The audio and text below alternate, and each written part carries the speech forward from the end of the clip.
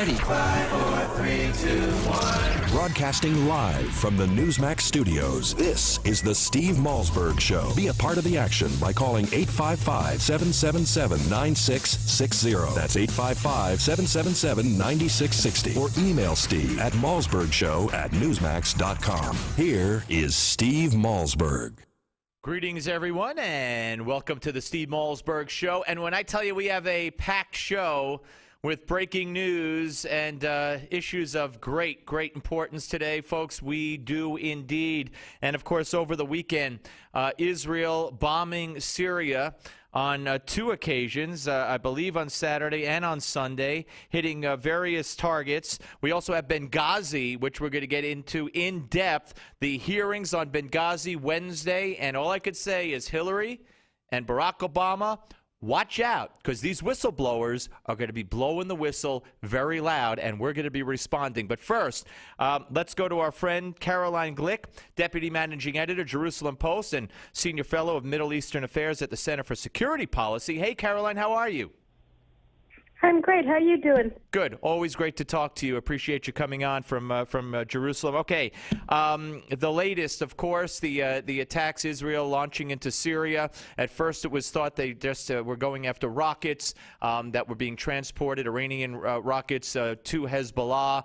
But I guess the word is now that the strikes were more massive and did a lot more damage and hit a lot more targets. Well, I think that, unfortunately, Syria is a target-rich environment, but I think that Israel has, really two main goals here. One is to destroy Syria's surface-to-surface missile arsenal, because that is the arsenal through which Syria can use its weapons of mass destruction against Israel, and also other Syrian military assets that are dangerous to Israel, like their special forces. The other thing is that we see more and more reports of Iran and Hezbollah trying to either take over Syria or win the war for Assad to maintain his regime in Damascus, because he's so critical to their link up and to Iran's ability to project its power in the Arab world and against Israel. And so we say that Iran was trying to transfer very, very powerful surface-to-surface missiles to Hezbollah through Syria, and they were in bases that are controlled by Hezbollah on the outskirts of Damascus, the Fatah 110 missiles that can carry a half-ton payload, 300 kilometers, which puts them in range of all of Israel's major population centers, more or less. So that was a threat that Israel couldn't countenance and had to take care of. Now, what do you expect? What does Israel expect Syria might do in retaliation, if anything? Well, I mean, so far the regime in Syria has been very circumspect, or actually not true. They've been very they've been avoiding any talk of retaliating against Israel. Their deputy foreign minister said, we'll respond in the time and with the way that we need or we want, and what does it matter? It's not to this attack or that attack. We oppose Israel's very existence, so every day is a good day to attack Israel. It doesn't matter what they do. And Bashar Assad was distancing himself from statements that were made by regime officials, unnamed regime officials yesterday, saying that they were going to retaliate. And that if Israel attacked them again, they would retaliate immediately, because he's fighting for his regime, and he has to concentrate his efforts on fighting the rebels. The Israeli strikes were very important for the rebels because the regime had been making some serious gains on the ground, ejecting rebel forces that had taken control over various strategic sites and towns, and reaching control over the Damascus-Aleppo highway and other important sites in Syria. So this is really something that is a serious setback for the Syrian military and for their Hezbollah and Iranian allies, and so that was also important for the opposition. How does Israel, though, Caroline, view the rebels? Because, I mean, can we identify the rebels? Aren't there all kinds of Al-Qaeda and Muslim Brotherhood and radical jihadists in those rebels? Of course there are, and Israel's not supporting, these various rebel forces that are fighting the regime. I mean, there are elements in Syria that are opposed to the regime, like the Kurds, that are carving out autonomous regions for themselves, which is wonderful because they certainly deserve self-determination, and they've been horribly repressed by the Syrian regime. Look, the rebels, unfortunately, the United States subcontracted the organization of the rebel forces to the Islamist regime in Turkey, and so the initial opposition force that the Turks developed, that the United States recognized as the legitimate government of Syria, is dominated by the Muslim Brotherhood, and then you have all of these other factions inside of them. 10% of them or more are Al Qaeda, and the United States defined some of these as terrorist organizations. The State Department did, and then you have the U.S. recognized Syrian opposition opposing the United States for labeling these terrorist organizations, Al Qaeda organizations, terrorist organizations, so that they're defending one another. So clearly, it's not that you want to strengthen the opposition, but look, I mean, from Israel's perspective, we've already fought continuous warfare against Iran's proxy Hezbollah, and now they have 50% of their forces inside of Syria. So to the extent that they maintain their fight against Hezbollah, they're destroying one of Israel's most active enemies, and that's great. And they're destroying Syria's military installations. They're destroying their armored corps. They're destroying a lot of their missiles. They're destroying, the rebels are of all stripes. They're attacking their special forces units, which is important, their artillery, their air force. So, I mean, Syria's military has been vastly degraded. You have massive amounts of desertion among the Syrian soldiers and officer corps. This is a good thing. Syria is an enemy. Yep. No, I hear you. Listen, Caroline, I really appreciate you coming on today, and we'll speak to you again soon. Thank you very much. Thank you. Have a great day. You too. Caroline Click, ladies and gentlemen, the Deputy Managing Editor at Jerusalem Post, also a senior fellow for Middle Eastern Affairs at the Center for Security Policy, here on the Steve Malzberg Show. All right, we turn our attention in this fast-moving scenario to the upcoming testimony on Wednesday about Benghazi. And the attorney for Greg Hicks, one of the whistleblowers, will be joining us, Victoria Townsend. She'll be with us. She's trying to, she's trying to answer back, get an apology from the State Department, who have called her a liar. We'll talk to her about that and what we could expect on Wednesday, straight ahead, right here on the Steve Malzberg Show. Don't go away. The Steve Malzberg Show. This is a referral service. Calls will be routed to an independent referral insurance agency. Do you know the number one cause of bankruptcy? No, it's not losing your job or running up credit card debt. It's not even divorce. It's medical costs. If you and your family don't have health insurance, just one serious illness or accident could be financially devastating. But now there's good news, really good news. A health insurance hotline has been established to provide health insurance for all Americans, even uninsured Americans with pre-existing conditions. Now anyone can get health insurance even if you have a pre-existing medical condition. I repeat, now anyone can get health insurance coverage. Call now for a free no-obligation quote on affordable health plans available to you. Again, this is a free hotline for anyone, even if you have pre-existing conditions. Protect you and your family from sudden unexpected medical costs. Call the free health insurance hotline right now at 1-800-910-3470. That's 1-800-910-3470. Call 1-800-910-3470. Attention hip implant patients. Are you in constant pain? Have you received a letter from your doctor about your implant? Have you had or need a revision surgery? Do you have high levels of metal, chromium, or cobalt in your blood?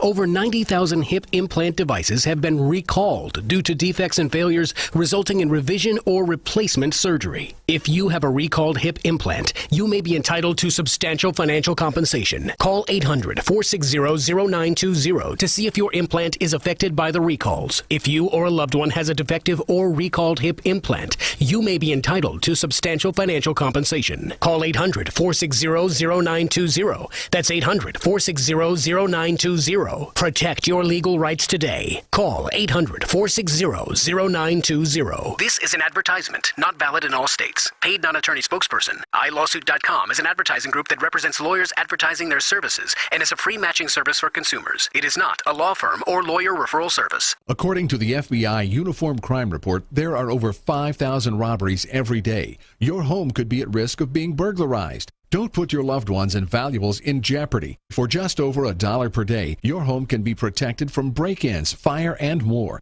Get the latest home security technology from Protect Your Home, your ADT authorized dealer. Over 6 million households sleep better at night with ADT monitored home security. What's more, Protect Your Home is offering you their latest equipment, an $850 value, absolutely free for qualified customers. Protect your loved ones and home today. Call now for licenses and to find out more. The call is free, 1-800-949-8201. That's 1-800-949-8201. Again, 1-800-949-8201. $99 installation charge, 36-month monitoring agreement at $36.99 per month. Payment by credit card or electronic bank account charge. For new homeowner customers with satisfactory credit history only. Local permit fees may be required. Certain restrictions apply. Cannot be combined with any other offer.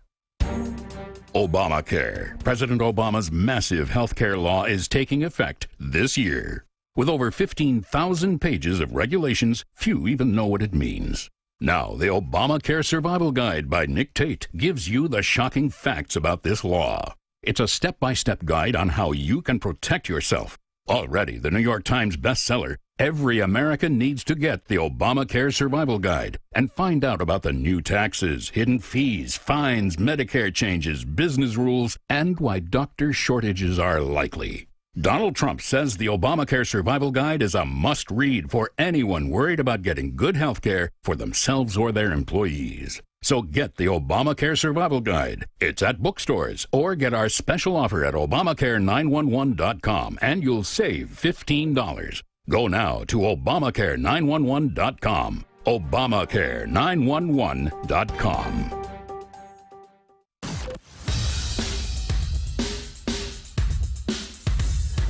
This is not your typical Screamfest talk show. No. This is the next generation of talk radio. Here is Steve Malzberg.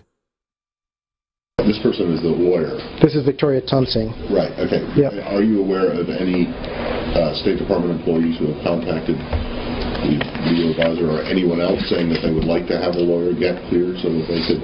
No, but we're now aware of Ms. Tensing. Well, you were aware of that because she was on TV, right? And now she's been in touch with us directly to go about the normal procedure. She was just she was lying. I'm saying she was making false statements so that were unfounded, that we were... Making false statements is lying, isn't it? We think that false statements are lying, Matt. And so we had somebody who was on national television saying that we were blocking them from getting a security clearance. That's appropriate which was not true. For an officer. All right, ladies and gentlemen, welcome back to the Steve Malzberg Show. That was Patrick Ventrell, the State Department spokesman, basically calling our next guest a liar. And, of course, we have the big Benghazi hearings coming up Wednesday. And our next guest, actually Victoria Townsend's client, Gregory Hicks, should be the story here, and he will be in a second. But welcome, Victoria. Thank you for coming on with us today. Appreciate it.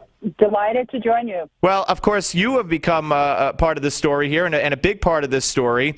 Not be. No, I realize that. Why don't you explain to the folks? You just heard Patrick Ventrell. It's not the first time you heard it. You just heard him call you a liar. Tell everyone why you believe, and you say he's misrepresenting what you said in the first place. Well, he put words in my mouth that I never said, and then said because those words are false, I was making false statements. Here, I have documentary evidence. Chairman Issa wrote the State Department first on April 16th and then again on April 26th, asking for a process by which attorneys could be cleared so we could hear classified information and get the full story from our clients. So what the clever little State Department person did was say, well, I haven't heard of any employees coming forward, and I haven't heard of any lawyers coming forward. Well, he knew well that he didn't. I don't know anything about Chairman Issa or a member of Congress asking me for the process. And you had to do it that way. There had to be an organized process. Nobody on the committee knew how to get someone from the State Department cleared. And in addition, people don't know this who haven't been through it, in order to get cleared, you have to get the exact form the government wants you to have, and it's not like they're a dime a dozen. They have to send it to you with a specific identifying number on it. So it's a very specific process, and they refused. They just ignored until I went on TV last week. They just ignored the request by Chairman Issa to do it, and then he very cleverly said, well, I don't know any employee. That wasn't the point. Right, so it was all being done through the chairman of the Oversight Committee, Chairman Issa. Properly so. Yeah, right, and that was the protocol. So it was just it was a game of semantics that he was playing, I guess. Yeah, and then turning around and accusing someone of making a false statement. It's just like this State Department has no integrity. Well, but that's another issue we're going to get to in a second. But are you still? Have you heard? I know over the weekend you were appealing actually via your TV appearance to Secretary of State Kerry to either apologize or have Mr. Ventrell apologize to you. Have you heard anything on that front? Yeah, I was asking for Mr. Ventrell to apologize. And evidently, Secretary Kerry doesn't have any integrity or class either. I should have been apologized to. Let me tell you our status.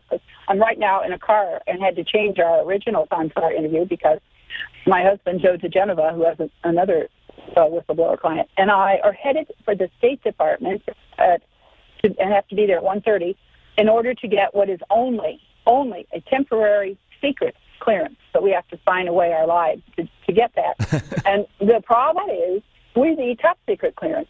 But they are clever, again, very clever, not going to give us top secret, and they can say, oh, we gave them clearances. But that's not sufficient for me to know everything from my client. So in order to get background information that you need for his testimony on Wednesday, you need top secret clearance? No, not for his testimony. Okay. But he is entitled, as a federal government employee under federal law, to provide Congress with all the information that they need in order to make decisions. So it wouldn't be in that unclassified setting that we need it. We're already ready to go on those issues. But that won't be the end of the story, and he's supposed to be able to tell Congress the rest of the story in a classified setting. But the State Department, they can't stop me from walking into that hearing room, but they can stop me from getting the clearances that I need to carry out my job. We're talking to Victoria Townsend here on the Steve Malzberg Show. Her client is Gregory Hicks. He'll be testifying along with others, the so-called whistleblowers on Wednesday in the Benghazi hearings. What will your client be telling us? Well, actually, Bob Schieffer, who knew, did a great job on Face the Nation Sunday, going through statements that my client had made to both the Democrats and Republicans in a session about 4 weeks ago. Then he took him through statements that Mr. Hicks made, which, like, for example, when I heard Susan Rice on television on the 5 shows, and she attributed it to a video, my jaw dropped. I'd never been in my country. And then he complained about it to the State Department. What was she doing? We always said it was an attack. And guess what? No one ever called him to prepare the talking points for Ambassador Rice. Now, why would you not do that? And he was where on September 11th? Make it clear to the folks. Oh, sure. He was the DCM, the number 2 person in the embassy, and so he was in Tripoli when the attack occurred. He'd gotten a call from the ambassador, but he hadn't caught it because he just caught it when he looked down at his phone, and so he could dial the number, and the first and last words the ambassador said to him were, "Greg, we're under attack," and then it cut off. Was your client? No, I'm sorry, Victoria. Was your client ever threatened? I mean, has he been threatened at all? You mean by the State Department? By any of his bosses, State Department, administration, anyone? We'll go into those facts at the hearing, but let me just say in general, people don't threaten. They don't come up and say, you better not testify. What they do is they say, that job assignment that you had scheduled for that's going to start in June, it just got eliminated. And okay, so you're saying that he has received that kind of bad news, shall we say? I'm giving you in general. Okay. Listen on Wednesday, and you'll find out. Okay. Now, of course, there's another whistleblower who is Mark Thompson, former Marine and the Deputy Coordinator for Operations for the State Department's Counterterrorism Bureau, who's allegedly going to testify that Hillary Clinton herself and a key aide tried to cut the department's own counterterrorism bureau out of the chain of reporting and decision making. I mean, how do you believe that when all is said and done, that Hillary is going to be as culpable as anybody in all of this? Well, let's wait till we see what's all said and done. I'll tell you something interesting, though, about Hillary. The ARB, which is the Accountability Review Board, which was supposed to look into all this and tell whether any fault lay anywhere, and who said everybody who was at the senior management level just did great, and only the little people did poorly. When they did their review, they did not even interview Hillary. Now, how can you do a complete review of an account without interviewing the Secretary of State?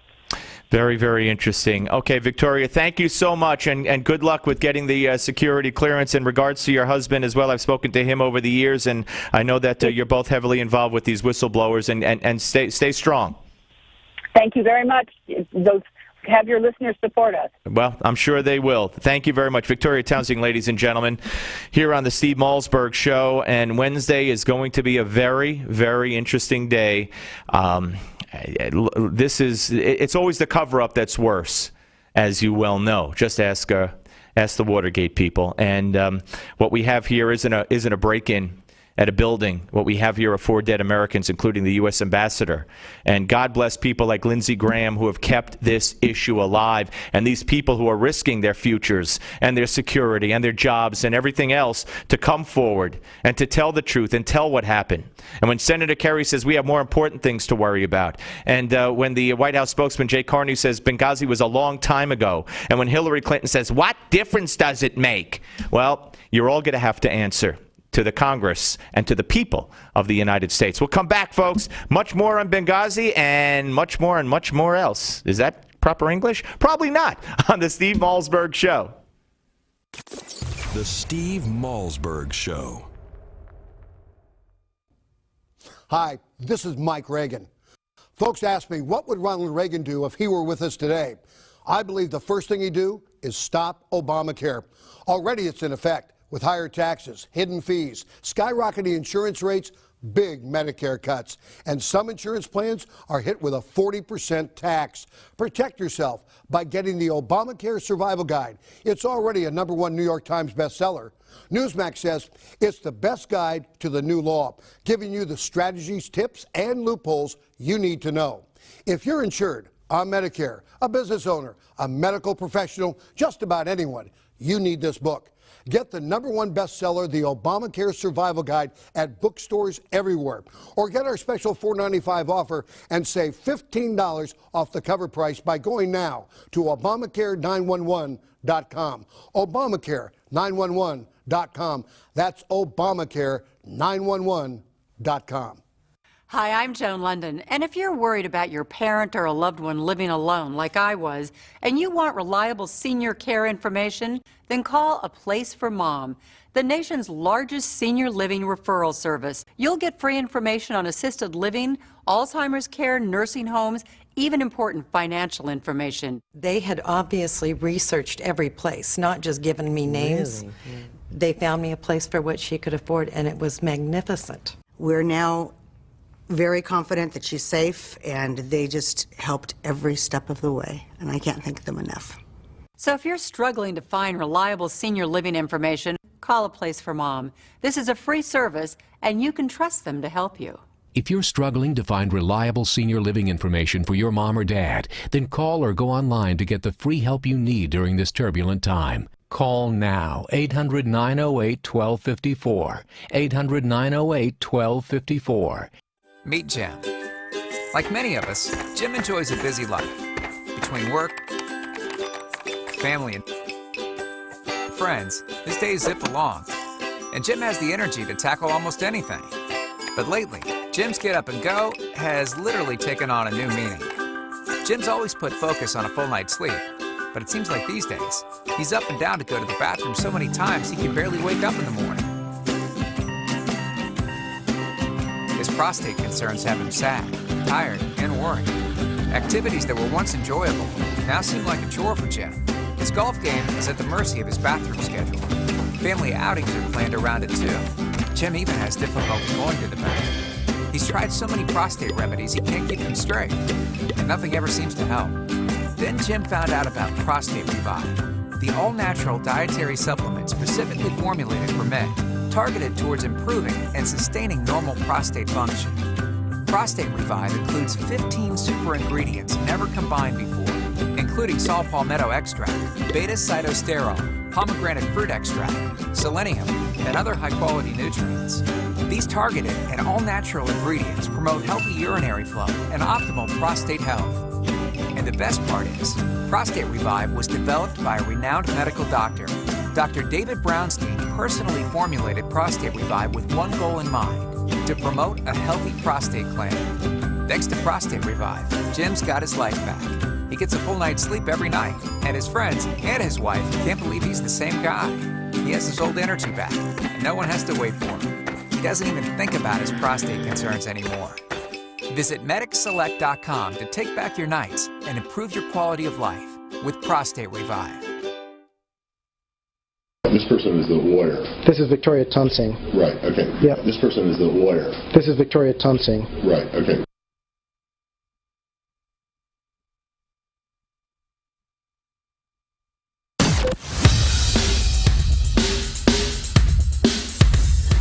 This is not your typical Screamfest talk show. No. This is the next generation of talk radio. Here is Steve Malzberg. All right, ladies and gentlemen, we go from Syria and Israel to Benghazi, and now we go to the existence of extraterrestrial life on this planet.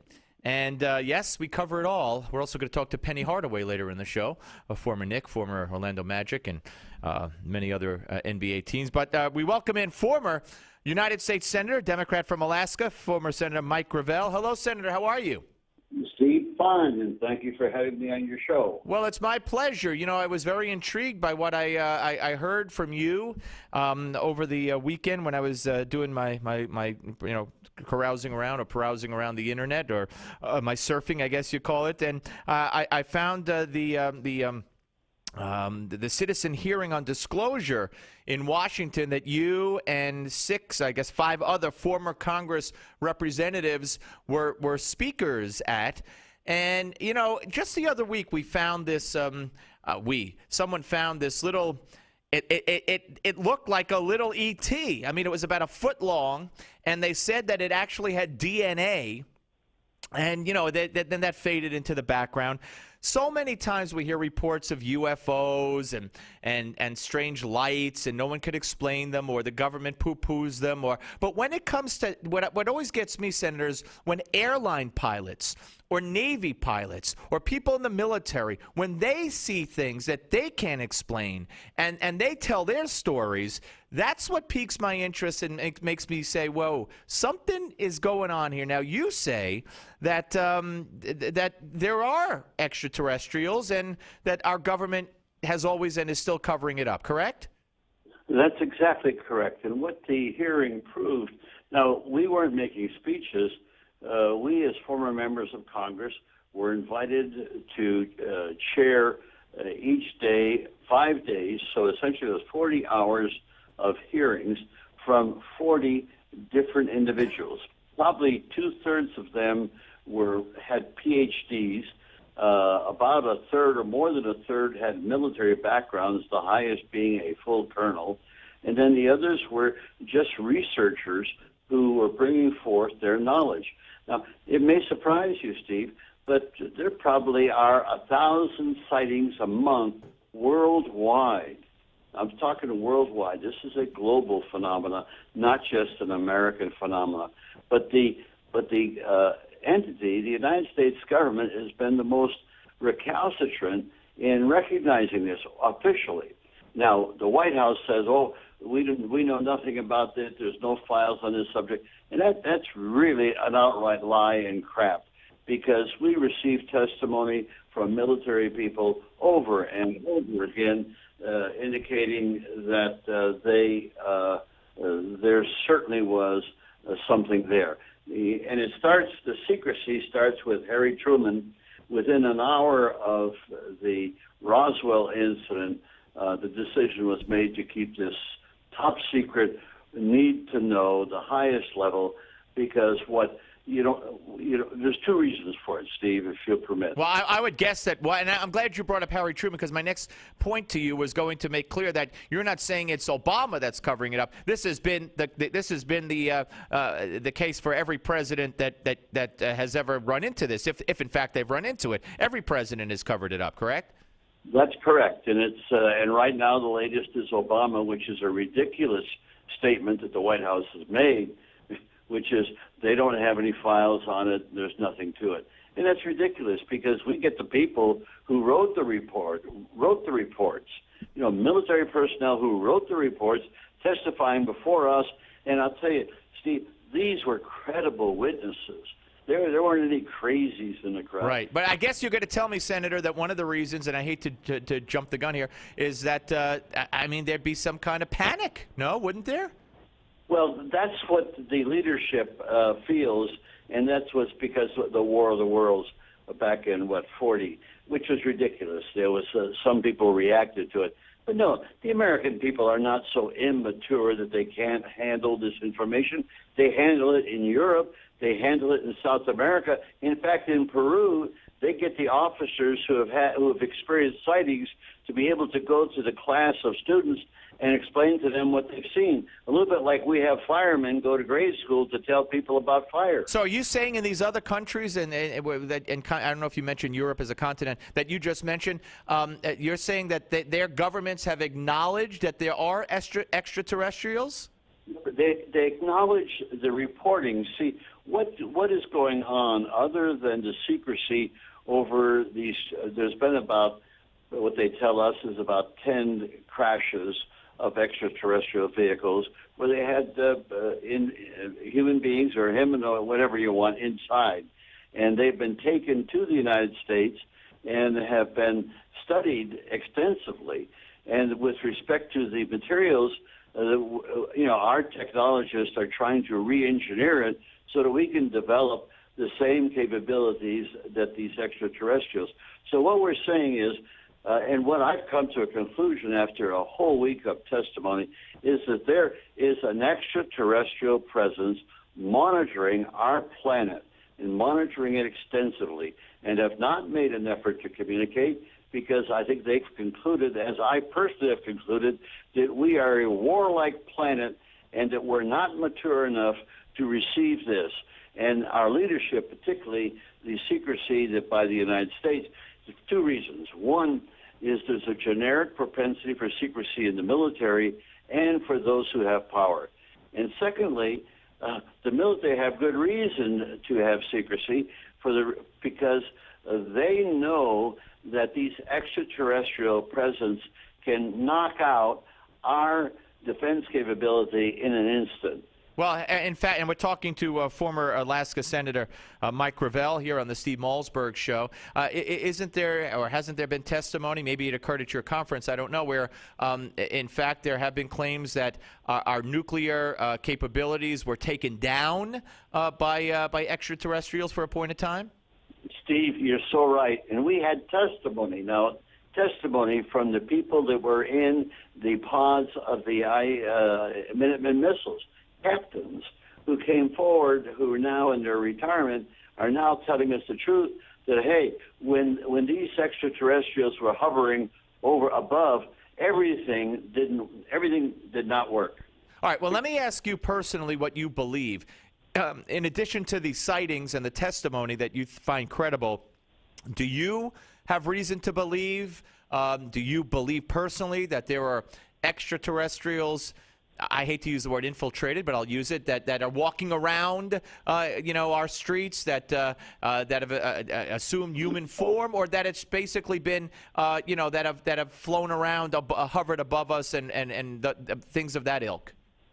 No, I don't believe that they're walking around. I think that they are monitoring us from these unidentified objects, flying objects, and they're monitoring us. They're studying us. Now, keep in mind, these people are far, or whoever they are far superior to us. Because they have at least traveled 37,000 light years. And so they have a system of propulsion, a system of energy that our scientists can't fully comprehend.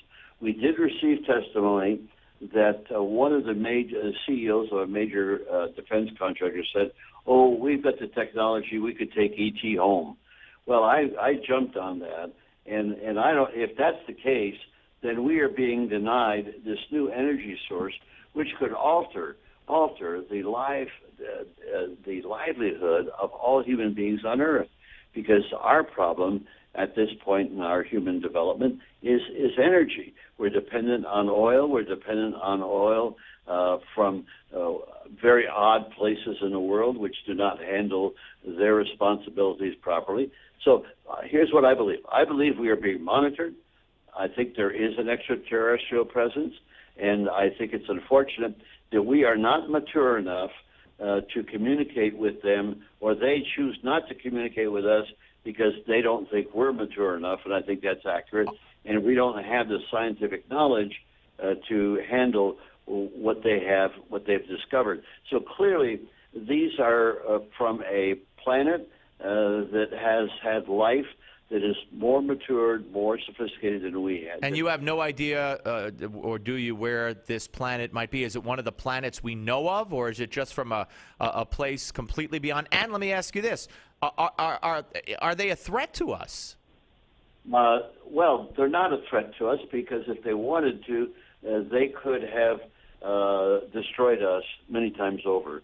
So no, obviously they're not a threat. What they are is they obviously are more mature and less warlike than we are, because they have not expressed any desire to annihilate us. And so there's no reason for panic or fear. I think what's important is to realize that that we need to form an agency at the global level that will turn around and will be able to monitor all these sightings, analyze them, and keep the public informed on the subject. There's no reason why the public throughout the world, Americans, this issue should be held in secret. Well, no reason at all. This is fascinating stuff. And let me just ask you: do you think what you just said is what you'd like to see happen will happen in our lifetime? Do you think somehow some president is going to say, "I got news for you. Sit down, everyone. I got some news for you," and have that maybe fireside chat? I don't know what they would call it, laser side chat, warp speed chat. I don't know. But do you think that's coming in our lifetime or not? I don't know. I know that we don't have a president who's courageous enough or knowledgeable enough or mature enough that he could be independent, or she could be independent of the military. But right now in our development, we are run by the military and the power elites who do not want to change the present structure of energy distribution on the planet. And so that's part of the problem. We're just not mature enough, Steve. And will it happen? Will the people become mature within our lifetime? I sure hope so, but I wouldn't bet my life on it.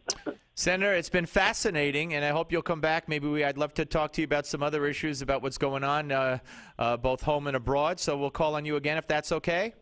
Please do, because I have what I consider a solution, and the solution is not the government. That's where the problem exists. The solution is with the people, and the people need to be able to become lawmakers, just because all they do right now is give their power away on election day. Well, you sound more like slightly more like a Republican than a Democrat.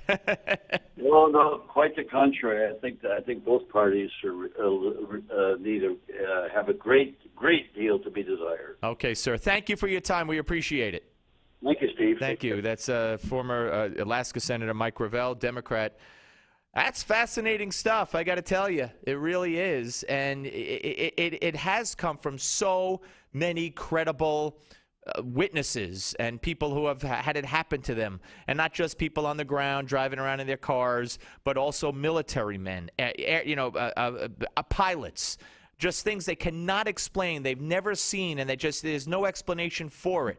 I try to recall in my head things that have appeared and then just whoosh, hovered and then just started away on a dime. Just things right out of the movies and science fiction. Is it possible? I don't know. I mean, is it impossible? I guess not. I guess anything's possible. But I also believe that our government knows more. And I think that, notwithstanding what the senator said, maybe it's a good thing. I don't think you want to rattle until you know what you're going to say, until you know. Let's say these things existed, these ETs existed.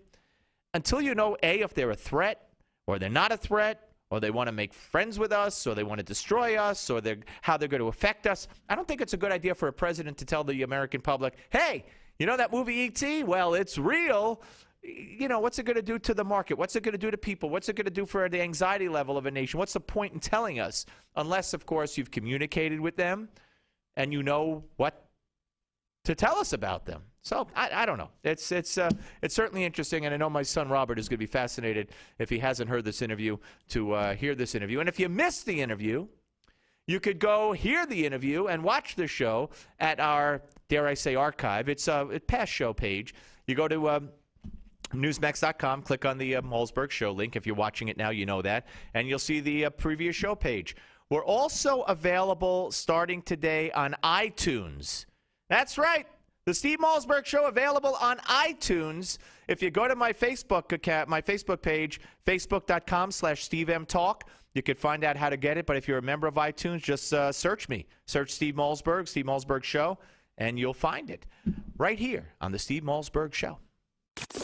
The Steve Malzberg Show. A tragic fire, a break-in, a fall. Look, accidents and emergencies really do happen. The difference between life and death could be as simple as the push of a button. That's where Medical Guardian comes in. Are you afraid that something tragic may happen with no one around to help? What if you or your elderly loved one had a fall and lay for hours or even days before any help arrived? What if it was just too late? You don't have to live in fear that something terrible could happen. It's time you discovered Medical Guardian. Life-saving help at the push of a button. Get the peace of mind you need for yourself and your loved ones. Call 800-550-3470 right now. Be one of the first 100 callers and get your first month of Medical Guardian free. 800-550-3470. Call now and get your first month for free. The help you need is at your fingertips. Ensure your safety today with Medical Guardian. 800-550-3470. That's 800-550-3470.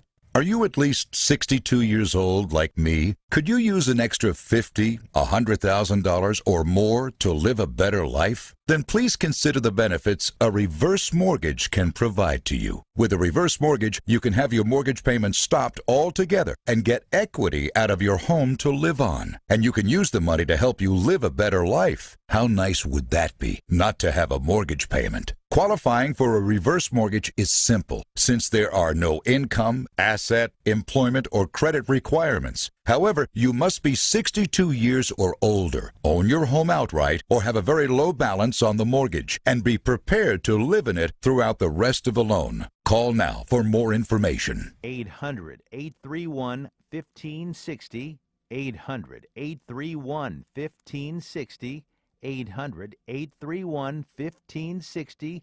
That's 800-831-1560. Attention hip implant patients. Are you in constant pain? Have you received a letter from your doctor about your implant? Have you had or need a revision surgery? Do you have high levels of metal, chromium, or cobalt in your blood? Over 90,000 hip implant devices have been recalled due to defects and failures resulting in revision or replacement surgery. If you have a recalled hip implant, you may be entitled to substantial financial compensation. Call 800-460-1530 to see if your implant is affected by the recalls. If you or a loved one has a defective or recalled hip implant, you may be entitled to substantial financial compensation. Call 800-460-1530. That's 800-460-1530. Protect your legal rights today. Call 800-460-1530. This is an advertisement, not valid in all states. Paid non-attorney spokesperson. iLawsuit.com is an advertising group that represents lawyers advertising their services and is a free matching service for consumers. It is not a law firm or lawyer referral service. Do you owe the IRS? Do you have unfiled tax returns? Have you received a wage garnishment or bank levy? Maybe a lien has been filed against you. OMG Tax can help you with all your IRS tax problems. Don't wait another second. Take action now. Call my team at OMG Tax. Honest and professional, we don't make false promises. If you owe back taxes, or if the IRS is garnishing your paycheck, you need help now. OMG Tax can help you get your life back to normal. If you're serious about handling your tax matter, call OMG Tax now and get the peace of mind you deserve. Don't let the IRS take your next paycheck. Stop waiting and call our team at OMG Tax. OMG Tax has a straightforward, no-nonsense approach and has helped many Americans resolve their IRS nightmare. Call OMG Tax now. Call 1-800-255-6485. That's 1-800-255-6485. 800-255-6485. 3 a.m. and you're up again for the third time. It's not just affecting your sleep, it's interrupting your daily life. Frequent trips to the bathroom due to an aging prostate is a common concern, but you can now do something about it with Prostate Revive. Doctor-formulated Prostate Revive is an all-natural dietary supplement packed with 15 powerful ingredients, focused on improving prostate health by targeting the two main sources of prostate concerns, rogue testosterone and inflammation. And now, in this limited time radio offer, you can try Prostate Revive absolutely free. That's a free bottle, a 30-day supply of Prostate Revive, risk-free. Plus, if you call right now, you'll also receive our free report, A Doctor's Guide to a Healthy Prostate. Call now for details on getting your free bottle, plus our doctor's report. Call 1-800-659-REVIVE. That's 1-800-659-REVIVE. Don't be a victim of an aging prostate. Start getting the sleep you need and get your life back with Prostate Revive. Claim your risk-free bottle now at 1-800-659-REVIVE.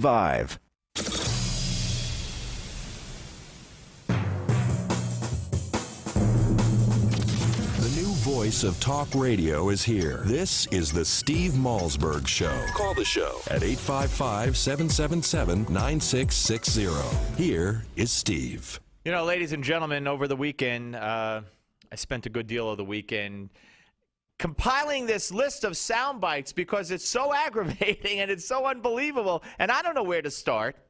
I mean, I could bring you Obama saying, hey, don't listen to anybody who talks about, you know, the threat of tyranny from this government. No, you trust us, don't you?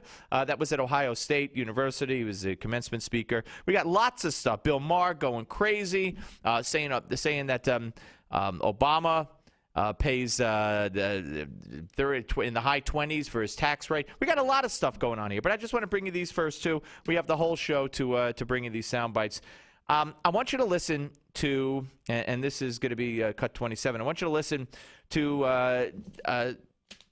well, who is he? Let's see. This is one of the chairmen of the South Carolina Democratic Party, okay? And he's talking about the governor of the state of South Carolina, Nikki Haley.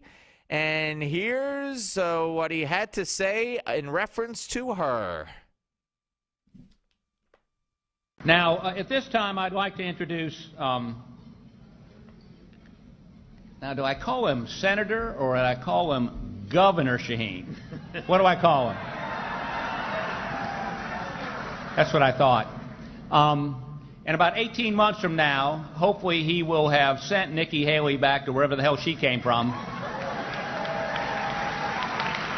And this country can move forward. To wherever the hell she came from. Now, ladies and gentlemen, you know the ethnic background of Nikki Haley.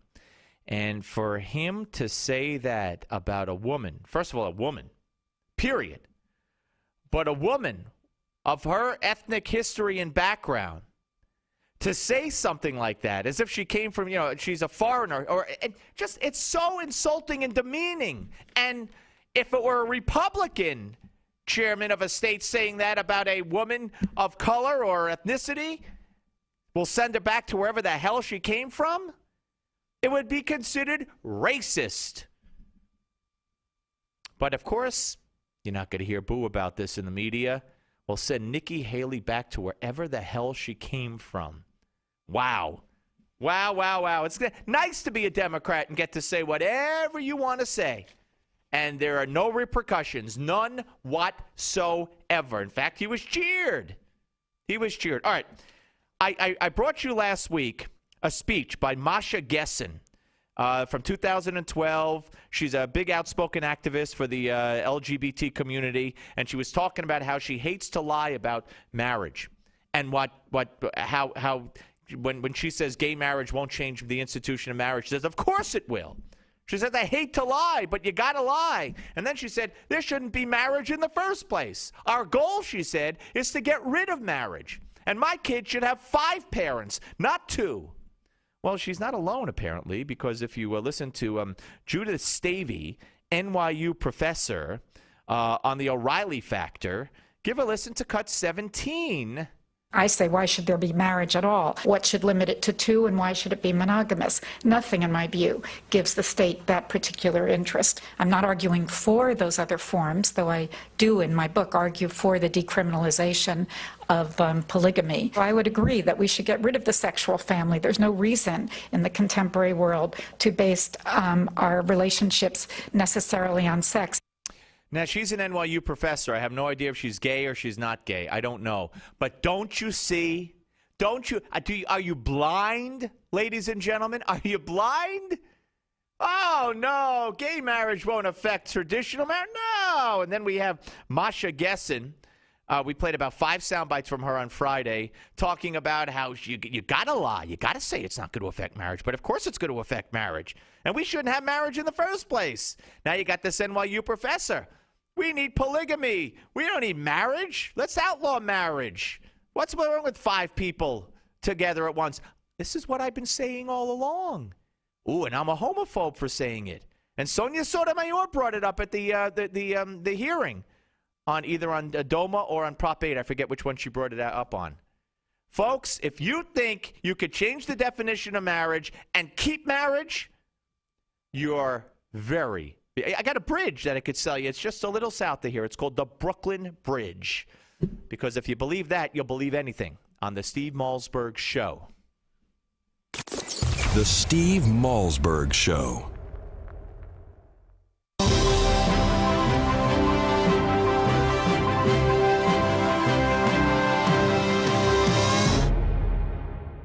If you owe the IRS back taxes and they're making your life miserable, get ready for a special free offer. Expert tax advisors can help you protect your home from liens, stop wage garnishment, and give you immediate collection relief. In fact, we guarantee to contact the IRS within 30 minutes of you becoming a client to start the tax relief process. Don't try to take on the most powerful organization in the United States by yourself. Call for free tax relief information and a free consultation on how we can help you. There is no cost or obligation to discover the programs that are available to stop your IRS problems from getting worse. Call our toll-free helpline now, 800-390-6910. That's 800-390-6910. The IRS will not go away. The pressure you feel now will only grow. Get the help you deserve. Call for a free no-obligation consultation now. Tax relief is just a phone call away. Call expert tax advisors at 800-390-6910. That's 800-390-6910. Don't complain about your cable bill going up and up and up. Do something about it. Grab a pencil and jot down this special number, 1-855-625-MY-TV. The more cable TV rates go up, the better digital satellite TV looks. So cancel the cable and get more of your favorite channels in 100% digital quality for less money. Call 1-855-625-MY-TV. Right now to sign up for packages starting as low as $19.99, and there's no equipment to buy. You get free HD TV upgrade, a free DVR upgrade, and free professional installation. You control what you watch when you watch it. Record your favorite shows. Pause and rewind live TV. Even skip the commercials. Watch local channels too. At just $19.99, what are you waiting for? Pull out your major credit or debit card. Call 1-855-625-MY-TV. 1-855-625-MY-TV. Cancel the cable. Cut costs and get more. 1-855-625-MY-TV. 1-855-625-MY-TV.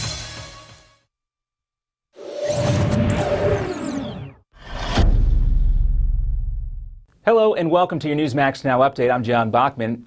Nearly 8 months after the attack on the U.S. consulate in Libya, a high-ranking U.S. official is sounding the alarm about a possible cover-up. Greg Hicks, who was the #2 official in Libya at the time of the attack, says the State Department knew immediately it was in fact a terrorist attack. I thought it was a terrorist attack from the get-go. I think everybody in the mission thought it was a terrorist attack from the beginning. That's what he told the House Oversight Committee, and it directly contradicts the White House's claims that the attack was nothing more than a demonstration that simply got out of hand. Hicks said that was a personal insult to the Libyan president, and the contradiction is why the Libyan government refused to allow the FBI access to the crime scene for several weeks. The one thing you don't do is contradict your host, especially at a time when you need their cooperation. This was a fatal error to our relationship, at least for a period of time, and we can't find the purpose. Secretary Clinton should have been above all else, the person who was on the same sheet of music with the Libyan government, and she wasn't. We'll have much more on this later on the Steve Malzberg Show. And a newly released poll shows that closely watched special congressional election in South Carolina is now a dead heat. Former GOP Governor Mark Sanford is almost tied with Democrat Elizabeth Colbert Bush, according to public policy polling data released today. Sanford is down by just 1 point at 46 to 47%. He was down by 9 points in the last poll. And senators will begin marking up that bipartisan immigration bill this week as opposition and support for reform continues to grow louder. This was in Dallas yesterday on Cinco de Mayo. These demonstrators are pushing for lawmakers to do something. Advocates say the bill would increase border security, modernize the legal immigration system, and provide a long and difficult pathway to citizenship. Also, the Senate's bipartisan Gang of Eight, which includes Florida Senator Marco Rubio, who has been out in front on this bill, they're working to get 60 votes, a supermajority, to ensure passage through the Senate. The current immigration system in America is broken down. What we've got to do is change it. And I've been sitting for more than 3 months with a bipartisan group of senators talking about a variety of issues, including making America safer. But there is still plenty of resistance. Conservative Republicans in the Senate and the House are worried about the cost of the legislation and what some have called vague promises on border security. Up next on your Newsmax Now update, Israel targets Syria, destroying a shipment of missiles. What it could mean for the civil war there and for U.S. forces. Plus, an exclusive interview with former Navy SEAL Brandon Webb, who lost his best friend in the attack in Benghazi. His reaction to the whistleblower reports next.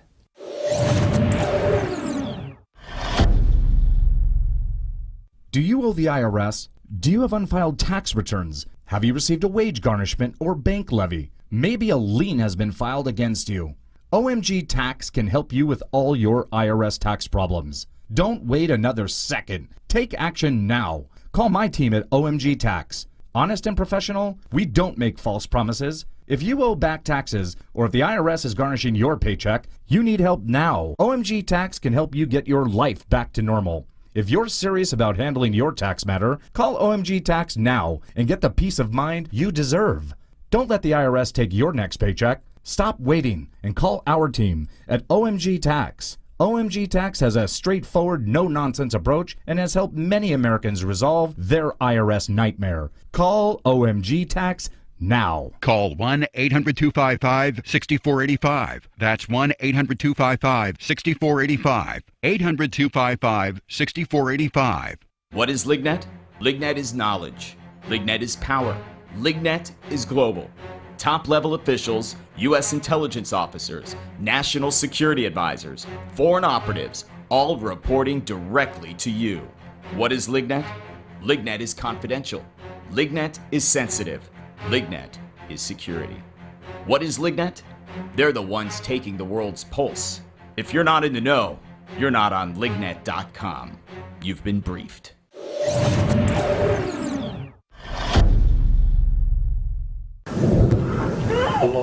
Well, today Israel's fortifying anti-missile defenses along its northern border with Syria and Lebanon in case of retaliation. This comes after Israel launched a pair of airstrikes against Syria over the weekend. Sources tell the Associated Press that those strikes targeted advanced guided missiles being shipped from Iran through Syria to the Hezbollah terrorist group in Lebanon. The airstrikes have added to fears that the Syrian civil war could destabilize the entire region. And as questions of a possible cover-up continue to linger about the attack on the U.S. consulate in Benghazi, former Navy SEAL Brandon Webb, who lost his best friend in the attack, tells Newsmax TV that it's shameful. No one has been held accountable yet.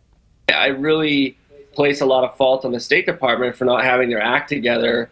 And we continue to see no accountability at the Department of State. And it's the Undersecretary of Management, Patrick Kennedy. He's in the most powerful position at State. it's his responsibility to make sure those facilities are getting the resources they need. And to see more of our exclusive interviews and for the latest on the Benghazi story, stay with Newsmax.com and The Steve Malzberg Show. This has been your Newsmax Now update for May 6th. I'm John Bachman. Here's The Steve Malzberg Show now in New York.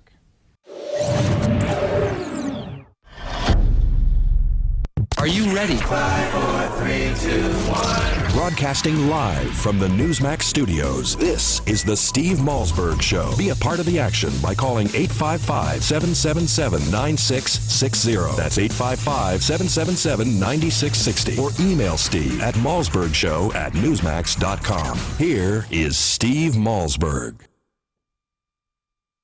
All right, ladies and gentlemen, welcome back to the Steve Malzberg Show. Benghazi, Benghazi, Benghazi. This is going to be huge. Even mainstream media sources and outlets that poo-pooed Benghazi as a Republican witch hunt are now reevaluating what they're looking at, and with very good reason. And coming up in this hour, we're going to talk with Brandon Webb, co-author of Benghazi, the definitive report. He lost his best friend in the attack, and he will be here.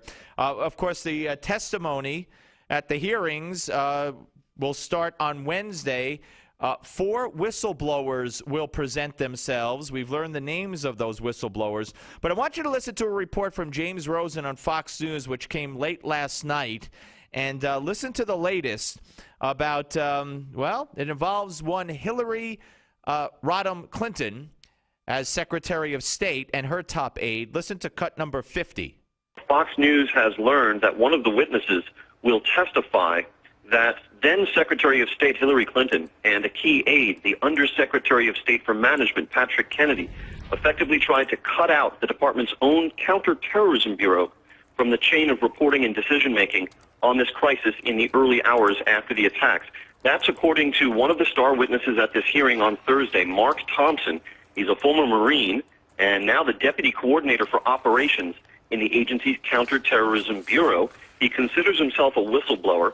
His attorney has charged that Mr. Thompson has faced threats of reprisal and intimidation from unnamed superiors at the State Department in advance of his cooperation with Congress. Separately, Fox News has learned that another official from the Counterterrorism Bureau, independently of Mark Thompson, also voiced the same complaint about Secretary Clinton and Undersecretary Kennedy to trusted national security colleagues back in October.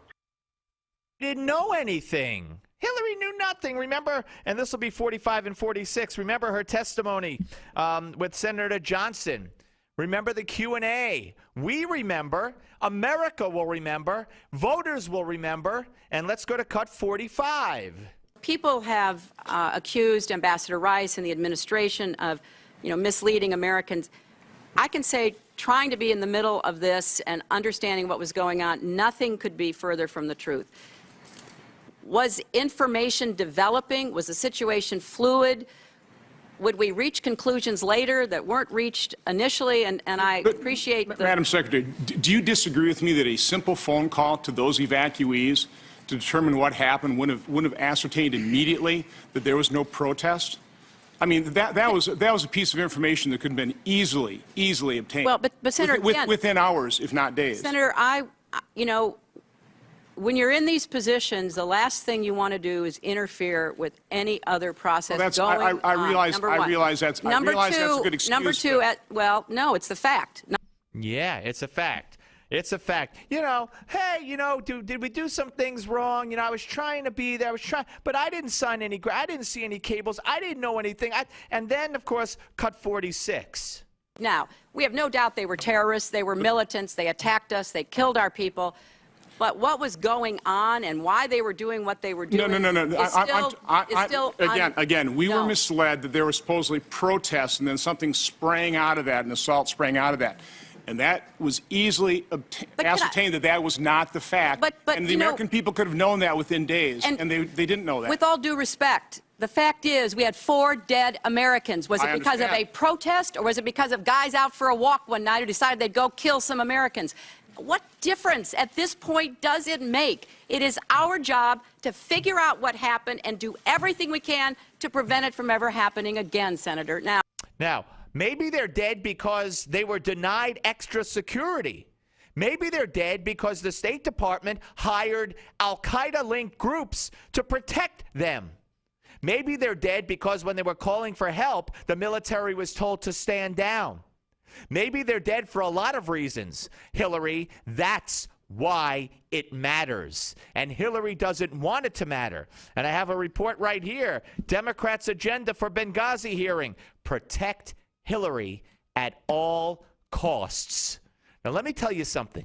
If this was George W. Bush and his administration, there would be impeachment proceedings underway by now. Impeachment proceedings. It'll never happen with Obama, I don't think. We'll see how high up the cover-up goes, because if this isn't a cover-up, then you tell me what a cover-up is. You tell me what a cover-up is. And those crocodile tears cried by our Secretary of State at that hearing, when she just couldn't think of the people that she had to be with the parents. Give me a break. When she met with the parents when the coffins were coming home, one of the parents told us how cold she was, how ice cold she was, how she looked right past them and said, "We're going to get the person who made the video." And by the way, what happened to the little thing? Do you remember what Barack Obama and Hillary did? They made a video and ran it in Pakistan, apologizing for the video that supposedly was responsible for these attacks. How come no one has mentioned that video even in the hearings? These people, in my opinion, are guilty, and guiltier of covering this up. Now you have on Sunday, you have congressional Democrats now distancing themselves from that whole phony explanation from Ambassador Rice. Let's see. You got Massachusetts Democrat Representative Steve Lynch said it was totally inaccurate. There's no excuse for it. Lynch also acknowledged the talking points were likely revised to reflect President Obama's decry with his re-election bid in the balance that al-Qaeda is on the run. It was political, this according to a Democrat. And let's not forget Congressman Dutch Ruppersberger, Maryland Democrat, the top Democrat on the House Intelligence Committee, also acknowledging that the facts as told by Rice were wrong. At this time, as it turns out, the information was incorrect, he said on Face the Nation. And I got to give it to Bob Schieffer. Bob Schieffer. You know, this is no story. This is a right-wing fantasy. Nobody cares about Benghazi. We never let it go. And we will not let it go, because I always knew it was a story. And I knew that because it is and has been a story. I don't judge what's a story by what CNN and NBC and ABC are covering. I know a story. I know a cover-up. I know that 4 dead Americans and a U.S. ambassador is huge. And listen to CBS. CBS, this is Bob Schieffer on Face the Nation, cut 32. It's been almost 8 months since the attacks on the U.S. consulate in Benghazi that killed U.S. Ambassador Christopher Stevens and 3 other Americans. We'll get new details today and more insight into the stunning contradictions between the president of Libya and Ambassador to the UN Susan Rice when they appeared after the attack on Face the Nation. This is pre-planned, predetermined. We do not have information at present that leads us to conclude that this was premeditated or pre-planned. We'll tell you some of what career diplomat Greg Hicks, who was in Libya during the attack, told investigators for House Oversight Committee Chairman Darrell Issa. All right, and then there's more. Here's Bob Schieffer, cut 33. And good morning again. Well, we start with a story that just won't go away. On September 11th of last year, the American compound in Benghazi was attacked. The U.S. ambassador to Libya, Chris Stevens, and 3 other Americans were killed. Exactly what happened that night has been investigated by various agencies and congressional committees, but remains a source of controversy. And today, there is new information raising questions about whether there was a cover-up by the State Department to deflect criticism that it had ignored requests for more security for its people in Libya. No, cover up? Come on, Bob. What are you drinking, the right-wing Kool-Aid? A cover-up? Hillary? I just find that so hard to believe. I don't know what to say. I am shocked. I am outraged. We have cut 5, I know, ready to go, don't we? I am outraged. So I will ask Hillary one more time before we go to break and come back with Brandon Webb, co-author of Benghazi, the definitive report. Hillary, come on. Was there a cover-up, Hillary? What do you say? What difference at this point does it make? Well, she's sticking to her story. All right, folks, we're coming back. Steve Malzberg on the Steve Malzberg Show. The Steve Malzberg Show. If you or someone you love is struggling with addiction to alcohol or drugs, then you must listen to this message because there is hope. No matter what addiction you or your loved one is coping with, you are just one phone call away from real help. Recovery Hotline makes the healing process simple and affordable by matching people to fully certified and experienced inpatient facilities that are right for their personal situations. Call 800-668-1286 now. Don't wait another day. Money does not have to be an issue. Most insurance is accepted. Just call 800-668-1286 today. Recovery Hotline's mission is to help you or someone you love begin the healing process and get back a healthy and sober life. And we can even help with family interventions and travel arrangements. One phone call is all it takes to get back the life you or your loved one deserves. The call is free. The help is real. Call 800-668-1286. That's 800-668-1286. 800-668-1286. Again, 800-668-1286. Guys, you've heard about Ageless Male, the natural supplement that helps boost testosterone levels within normal, healthy ranges. But now, the best testosterone product is even better. New and improved Ageless Male can help you feel more like you used to in your active life and in your romantic life. Because our upgraded formula has been clinically shown to increase your drive, desire, and performance. That's right, guys. Ageless Male has been clinically shown to boost performance. Cancel your plans this weekend. You're staying in. If you're ready to recapture the drive from your youth, now is the time to try Ageless Male because it's available risk-free. But you must call now. Just call 1-800-460-9790. Be the guy you used to be. Just call 1-800-460-9790. 1-800-460-9790. 1-800-460-9790. What is Lignet? Lignet is knowledge. Lignet is power. Lignet is global. Top-level officials, U.S. intelligence officers, national security advisors, foreign operatives, all reporting directly to you. What is Lignet? Lignet is confidential. Lignet is sensitive. Lignet is security. What is Lignet? They're the ones taking the world's pulse. If you're not in the know, you're not on Lignet.com. You've been briefed. Obamacare. More than $1 trillion in new costs. Hidden taxes, fees, big Medicare cuts, doctor shortages. How can we survive? To know Obamacare is to survive Obamacare. The Obamacare Survival Guide tells you everything you need to know to protect yourself, your family, your business. The Obamacare Survival Guide at bookstores everywhere. Special internet-only offer right now at Obamacare911.com. Hi, this is Dick Morris. Obamacare is taking full effect this year with over 15,000 pages of regulations. You need to know how this law affects you. That's why you should get your copy of Obamacare Survival Guide. It's easy to read and the best guide to the new law.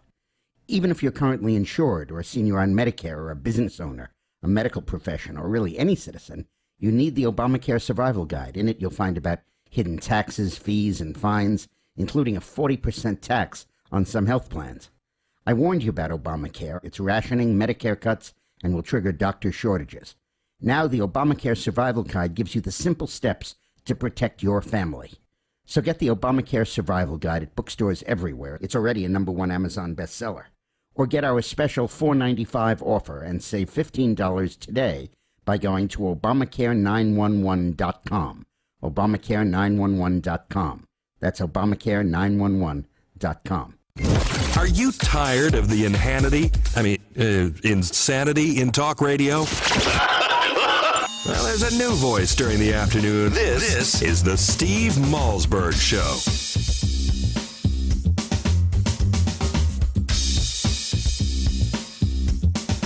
You know, we heard things, for instance, that there was no military option. There was no ability to get any military personnel there.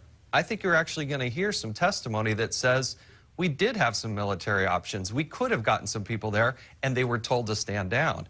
That's the kind of thing that we need to be exploring in this hearing. And Mark Thompson, the officer in State's Counterterrorism Bureau, what's he going to tell us? Well, he oversees what's called the FEST, the Foreign Emergency Support Team. This is a unique group that is supposed to be the quick, rapid response interagency team when a terror type of activity, a hostage situation goes down. They were never called into action. Why was that? Why were they never engaged in this?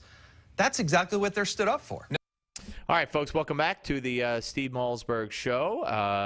That was Jason Chaffetz, the congressman from Utah, and he was on Fox News Sunday. And, I mean, Wednesday is going to be a spectacle. Wednesday is going to be a spectacle. And you're going to have wall-to-wall coverage on this, and it's going to be very, very, very interesting. Greg Hicks and the other whistleblowers who will be you know, talking about what they know. We now have Darrell Issa, the chairman of the House Oversight Committee, now saying that he's been told, and there will be testimony to this effect, that the military was told to stand down. Who did that? Some, like, janitor at the State Department? Or some janitor at the White House? Remember, Leon Panetta said, if I'm correct, that he didn't have any contact with Barack Obama while this was all happening until, like, the next morning. Nobody called him from the White House. Nobody talked to him. So who was in charge? Who was making the decisions? Who made the decisions in the first place to not only not enhance security, but to decrease security? Why was Ambassador Stevens in Benghazi? Why was no help given to these people when they were under attack? What happened to Ambassador Stevens' body? What I mean, you know, we were led to believe he was taken by the locals to a hospital. What happened to him? We've seen the pictures of the blood. We got him? Okay, let's get to our guest then. Let's go to Brandon Webb, co-author of Benghazi, the definitive report, and Brandon, a former U.S. Navy SEAL, head sniper instructor, who's now editor-in-chief at SOFREP.com, the #1 site on the internet for information related to the U.S. and allied special ops community. And hello, Brandon. How are you, sir? I'm good. Thanks for having me. Well, thanks for coming on. I do appreciate it. Okay, you tell me what you think that we are going to find out on Wednesday from these brave souls, these whistleblowers. Well, I mean, I think we're gonna find out that we're looking at a potential cover-up from the top level of the State Department, and it really goes all the way to the top of the Undersecretary of Management, a guy named Patrick Kennedy. And when you look at who really runs ops and who's responsible for that security situation in Benghazi and Tripoli, the buck stops with Patrick Kennedy, and I think there's been a lot of smoke and mirrors, a lot of dodging of responsibility, and there's an important document called the Security Environment Threat List, and it's essentially a document that the State Department, or a procedure that the State Department uses to assess security vulnerabilities. And it stands for, they call it the SETTLE. And out of 264 facilities worldwide that the State Department has, 14 rank higher critical threat.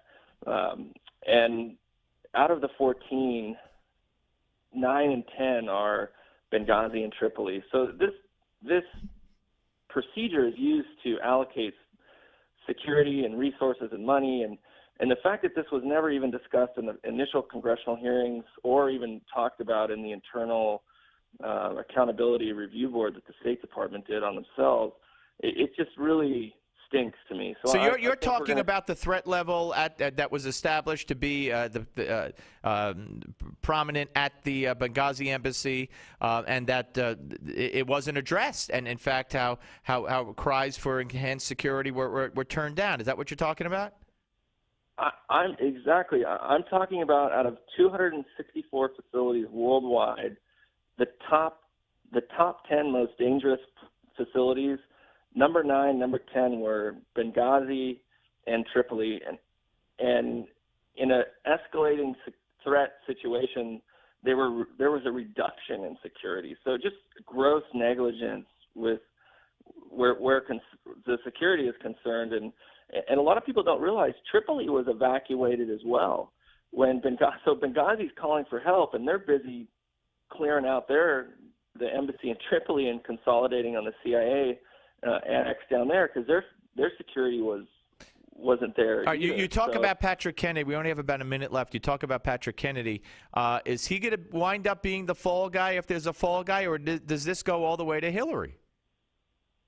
I think Hillary has some responsibility, but I don't want to call Patrick Kennedy a fall guy. He's responsible, and if you look at it in the military, if a commanding officer of a ship has a major incident or screw up, he's relieved of command. So I think the American people deserve some level of accountability and transparency, so we don't repeat the same. Well, I didn't mean to imply that nothing should happen to him. I just meant that, how high does it go? You said the top, and the top is Hillary.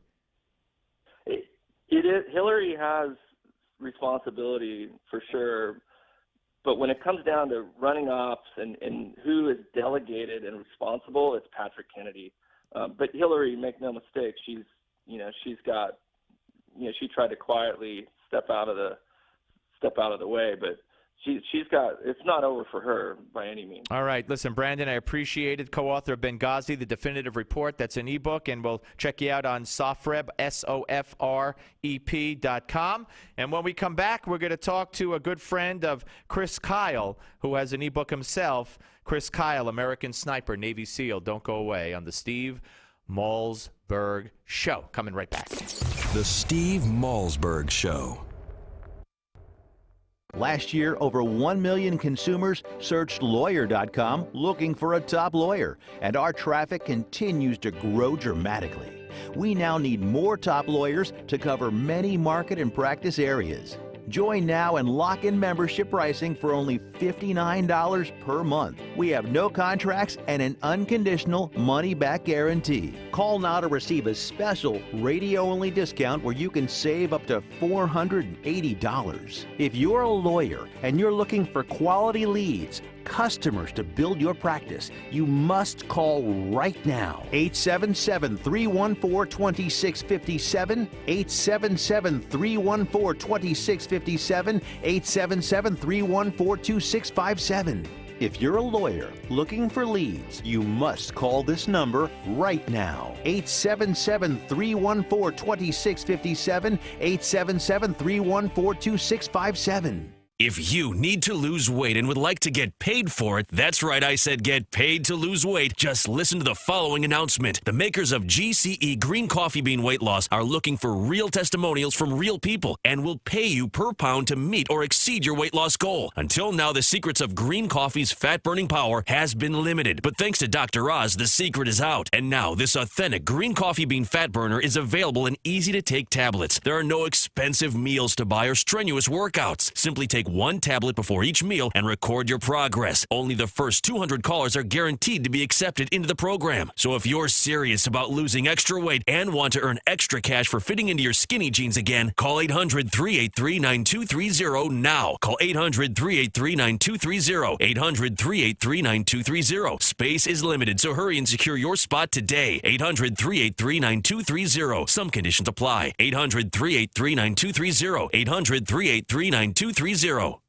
You've heard the allegations on the news, and during the big game, pro football players have been using deer antler velvet to get a competitive edge. Banned at the London Games for its performance-enhancing qualities. Forbidden in major sports leagues for being an unfair advantage to athletes. Deer antler velvet is now in stock and available to try for free for a limited time only. Athletes have been using it for years for increased strength, increased endurance, muscle mass stress reduction, and yes, greatly enhanced libido. Everyone's talking about this miracle substance so powerful, it's being banned by professional sports organizations, but for a limited time, it's being made available to the general public. Best of all, you can try it for free by calling 800-678-5153. That's right, get Superior Velvet for free. If you're looking to boost your performance on the field and between the sheets, get the most powerful, proven product used by athletes for years now for free. Claim your free bottle today by calling 800-678-5153. That's 800-678-5153. Again, 800-678-5153. Tired of calls, levies, and liens from the IRS or hiring others who don't get the job done? Call Wall and Associates and you'll never talk to the IRS again. The IRS has a program to eliminate tax debt, and Wall and Associates professionals are trained to maximize its benefits for you. You always speak with a live person with real support and real knowledge. We've helped thousands of taxpayers like you settle their tax debt with the IRS for a fraction of what they owe. We solve tax problems. Call Wall and Associates now. 800-574-6029. We have the professionals who know how to solve tax problems. If you owe money to the IRS, your tax problems are not going away by themselves, and the passage of time will only make matters worse. Act now, before it's too late. Call Wall and Associates right now to speak to a professional tax relief agent. Call 800-574-6029. That's 800-574-6029. Again, 800-574-6029. Are you ready? 5, 4, 3, 2, 1. Broadcasting live from the Newsmax studios, this is the Steve Malzberg Show. Be a part of the action by calling 855-777-9660. That's 855-777-9660. Or email Steve at malzbergshow@newsmax.com. Here is Steve Malzberg. I'm sure you know the reason I'm here speaking to you today instead of my husband, Chris Kyle. I challenge anyone to tell me there isn't evil in this world. From the days of Cain and Abel, we know all too well there will always be evil. But that evil shouldn't take away our freedoms. In fact, the only way to defeat evil is by taking advantage of our freedoms. Welcome you back to the Steve Malzberg Show. That's Tanya Kyle, the widow of the late Chris Kyle, and of course, American sniper Chris Kyle, who was so tragically gunned down. I just want you to hear one more cut. This was Tanya Kyle speaking at the NRA over the weekend. Here's the next cut.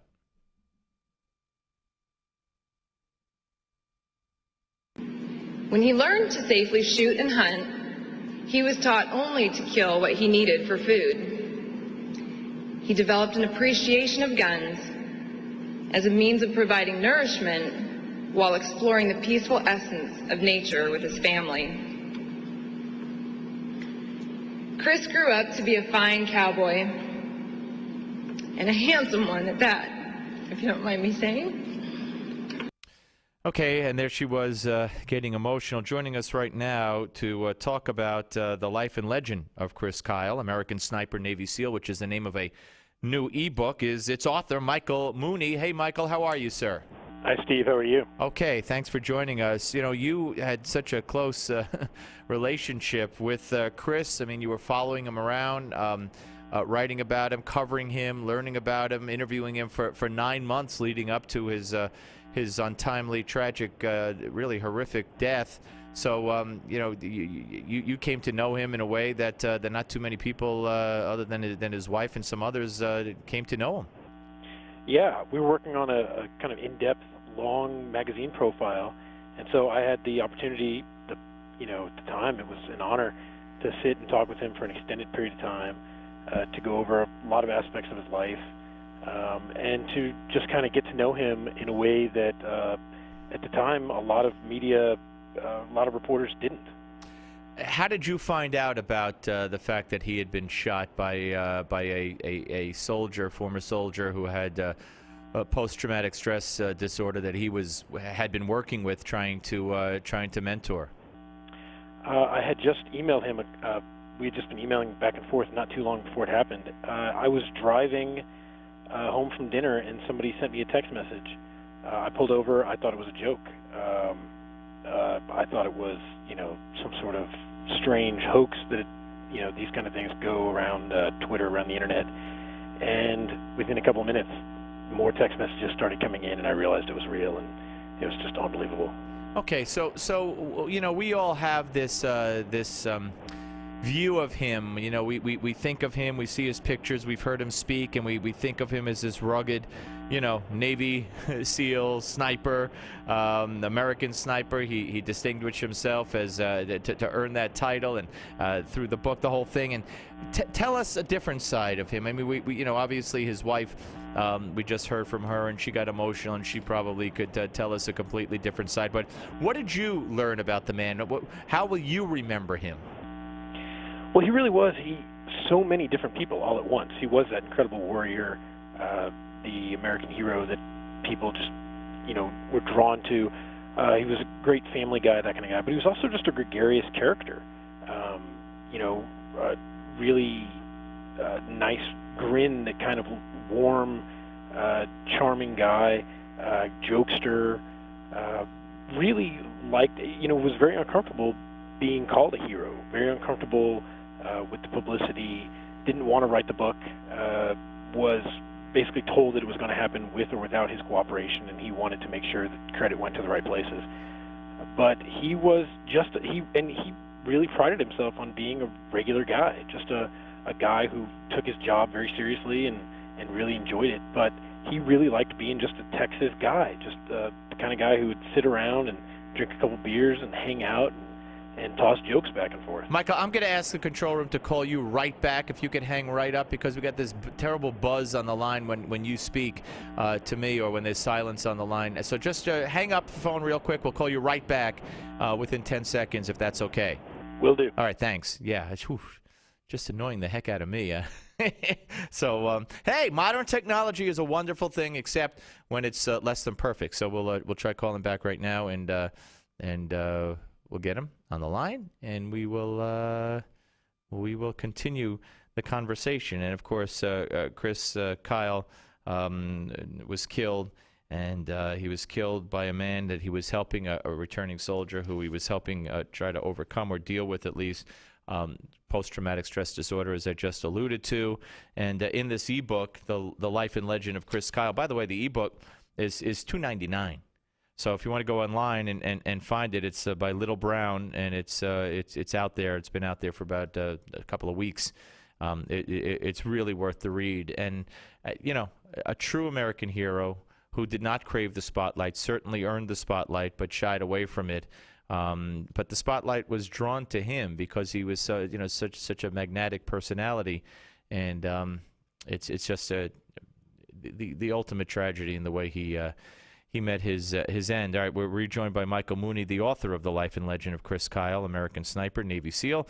Michael, I think that's much better. Okay, so tell us some stories. I mean, I know that this gives us a full sense of his life and his death, and tell us what sticks out in your mind that probably I don't know about him, and most people listening don't know about him. Well, like I said, there are a lot of different aspects of his life. As a father, he was a proud Texan in all aspects of his life. As a father, he was this kind of caring, gentle bear type figure. But when his children were born, he was in California, right? He was in the SEALs, but wanted to make sure that the first ground his children touched was going to be Texas soil. So for the birth of both of his children, he had his family send boxes of Texas dirt, which to people outside of Texas probably sounds more strange than it does inside Texas. That's, it's endearing, and it's just kind of, it shows here, the soil I've never heard of anything. I mean, I'm from New York, and I understand. For instance, my son was born in Brooklyn, and then we moved out when he was a month. But he tells everybody I was born in Brooklyn. We live in Jersey now, so I could understand the pride. But wow, I never heard of anything like that. That's amazing. That's right. He wanted to make sure that the first ground that both of his children touched was Texas soil, no matter where he was in the world. That is incredible. That is incredible. So it's stories like that. You know, he was a guy that was so multifaceted. He was really, really intelligent. He could sit there at briefings and meetings and look like he wasn't paying attention, and then minutes later be able to recount the entire thing verbatim. At business meetings, people talk about him sitting there with an iPad playing some sort of video game, popping bubbles, that kind of thing, seemed like a goofy kid. And then they would ask him a question. He would put down the iPad, answer perfectly. He'd been paying perfect attention, didn't even need to make eye contact. Yeah. And then go right back to the bubble pop. All right, tell me about, though, I heard something about a story that you were reporting on, that it's possible that Chris Kyle had actually killed two men in self-defense in Texas, and that was all swept under the rug. I mean, what is that all about? Well, there's this now famous gas station story. I heard the story before I'd heard of Chris Kyle. I'd heard that there was this special operations soldier who had just come back, who was attacked at a gas station, had two carjackers come up to him with guns. He, put his hands in the air, turned around, looked like he was going to reach into the truck, and pulled a gun, shot both of these guys dead in this incredible action movie scene. Then the police came, reviewed the tape, and found this incredible scene had happened. There was some sort of Defense Department involvement. I had heard the story 2 years before Chris Kyle's book came out or I guess I know people had heard this almost 2 years. And this would have taken place. This would have taken place when? This would have been in 2010, sometime early 2010, somewhere south of Dallas. Okay. Details. There are a lot of versions of this story going around. As a reporter, when I first heard this, it was incredible. I wanted to, obviously find out. Absolutely, sure. Everything I could about this. When his book came out, it occurred to some people at the B Magazine office, I wonder if this was the story that we'd heard, right? I wonder if this may have been the person. He's one of the few people in the entire world who might be capable of that physically, with the training he's had. He's one of the few people who, if it were possible, would have the kind of contacts that you would need for that kind of thing. Right. So I wanted to do a story about him anyway, all the aspects of him that weren't covered in the book, and kind of look at him after his book came out and his transition. And he had so successfully transitioned back to the civilian world. He was president of a company. He was in public all the time. He had a really good demeanor. He was helping people. And so I wanted to do a story that looked at that. But I also had to ask him this. I had to ask him whether it's true. So during one of the long interviews we had early on, towards the end, I said, look, I've heard this story. I wonder if it was about you. It involved this gas station. He didn't want to get into the details too much at the time. He was on a book tour, and he didn't mention this in his book, but he did confirm. He did confirm that, yes, that he was the guy that really did happen. Wow. Yeah. And you say So the it defense was pretty incredible. I'm sorry, you say the Defense Department helped squash it, because otherwise that's not only huge news, like you said, that's like right out of a movie, and that would be, that would make him a legend above and beyond everything else that had taken place in his life. But I guess the Defense Department had reasons, because it's not easy to get that swept under the rug, certainly. Well, then, after his death, and actually before his death, I started calling police stations because I wanted to figure out exactly where it was, and if there was this video, of course, as a reporter, I wanted to see the video. And of all the police stations I called, all the police chiefs, I went straight down the highway that I had heard that it happened on. They knew nothing about it, right? They knew nothing. Knew nothing, exactly. No police report, no coroner reports, nothing out there. So it's kind of this legendary story. He confirmed that it happened. And it's well, good for you to get him to do that. That's amazing. That really is. We're talking to Michael Mooney, staff writer at D Magazine down in Dallas. Also writes for GQ and is the author of The Life and Legend of Chris Kyle, American Sniper, Navy SEAL. Got one more for you.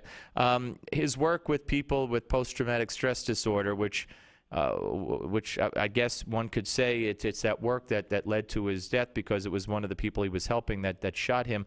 How did he become involved with that? Well, he didn't want to get out of the Navy. He struggled with that a lot. It was basically to save his marriage. And he really felt like he had more to give. He felt like he had more fight in him, and he wanted to help out any way he could. So he kind of went through a spiral of depression for a little while, but then kind of pulled himself out, started working out more, and really it became about helping people. His life, he realized he could still help people by training as a defense contractor, by training police officers, and also by helping out vets, by taking gym equipment to people's houses, by taking these vets out to the gun range, out to kind of these open spaces, out into nature. A lot of vets got into the military after they were already outdoorsmen. Right.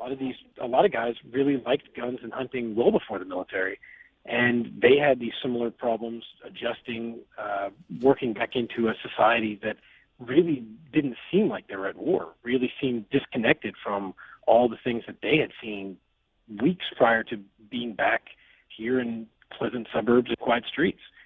And so he really felt better. He really enjoyed helping people. He wanted to serve any way he could. And so if it meant taking these guys out, taking them shooting, even if it was just taking them to dinner, just talking to them, just introducing to other military guys or to business guys who appreciated that kind of thing. It really made him feel better. He was an incredible man, and certainly in his short life, he accomplished incredible things. And you were privileged to know him the way you did, Michael. Thank you very much for sharing. And again, folks, the book, The Life and Legend of Chris Kyle, American Sniper, Navy SEAL. It's an ebook, so people just find it online. Is that how it works with ebooks? Yeah, it's on Amazon, iTunes, Great. There's an audio version. It's on Barnes & Noble. It's all over the place. Great. Okay, good luck with it, Michael. Thank you very much. Thank you. Take care. Michael Mooney, ladies and gentlemen. The Life and Legend of Chris Kyle. What an amazing man, and what a tragic loss for his family, his friends, and for all of us, certainly. All right, when we come back, does Julia Louis-Dreyfus know what she's talking about when it comes to Joe Biden? And is Ted Cruz really Hispanic? We'll give you one Hispanic who says, don't call him Hispanic, which is exactly what Clarence Thomas was talking about the other day, and it never ends. We're coming back on the Steve Malzberg Show. The Steve Malzberg Show. Obama wants your money, and he's determined to get it. He wants your money to buy off unions, his Wall Street cronies, and to expand the Obama welfare nation. Well, Swiss America is determined to stop him from stealing your money. They want to send you an award-winning film, I Want Your Money, on DVD that exposes his plan. It'll help keep the government's hands off your money using gold, silver, and other hard asset strategies to protect your hard-earned money. Call today and request the DVD, I Want Your Money, normally $19.95, yours absolutely free. Let Swiss America show you how to use gold, silver, and other hard assets to protect your hard-earned money. Call now. 800-978-3907. 800-978-3907. Call Swiss America right now. Learn all about investing in gold. 800-978-3907. That's 800-978-3907. Call right now.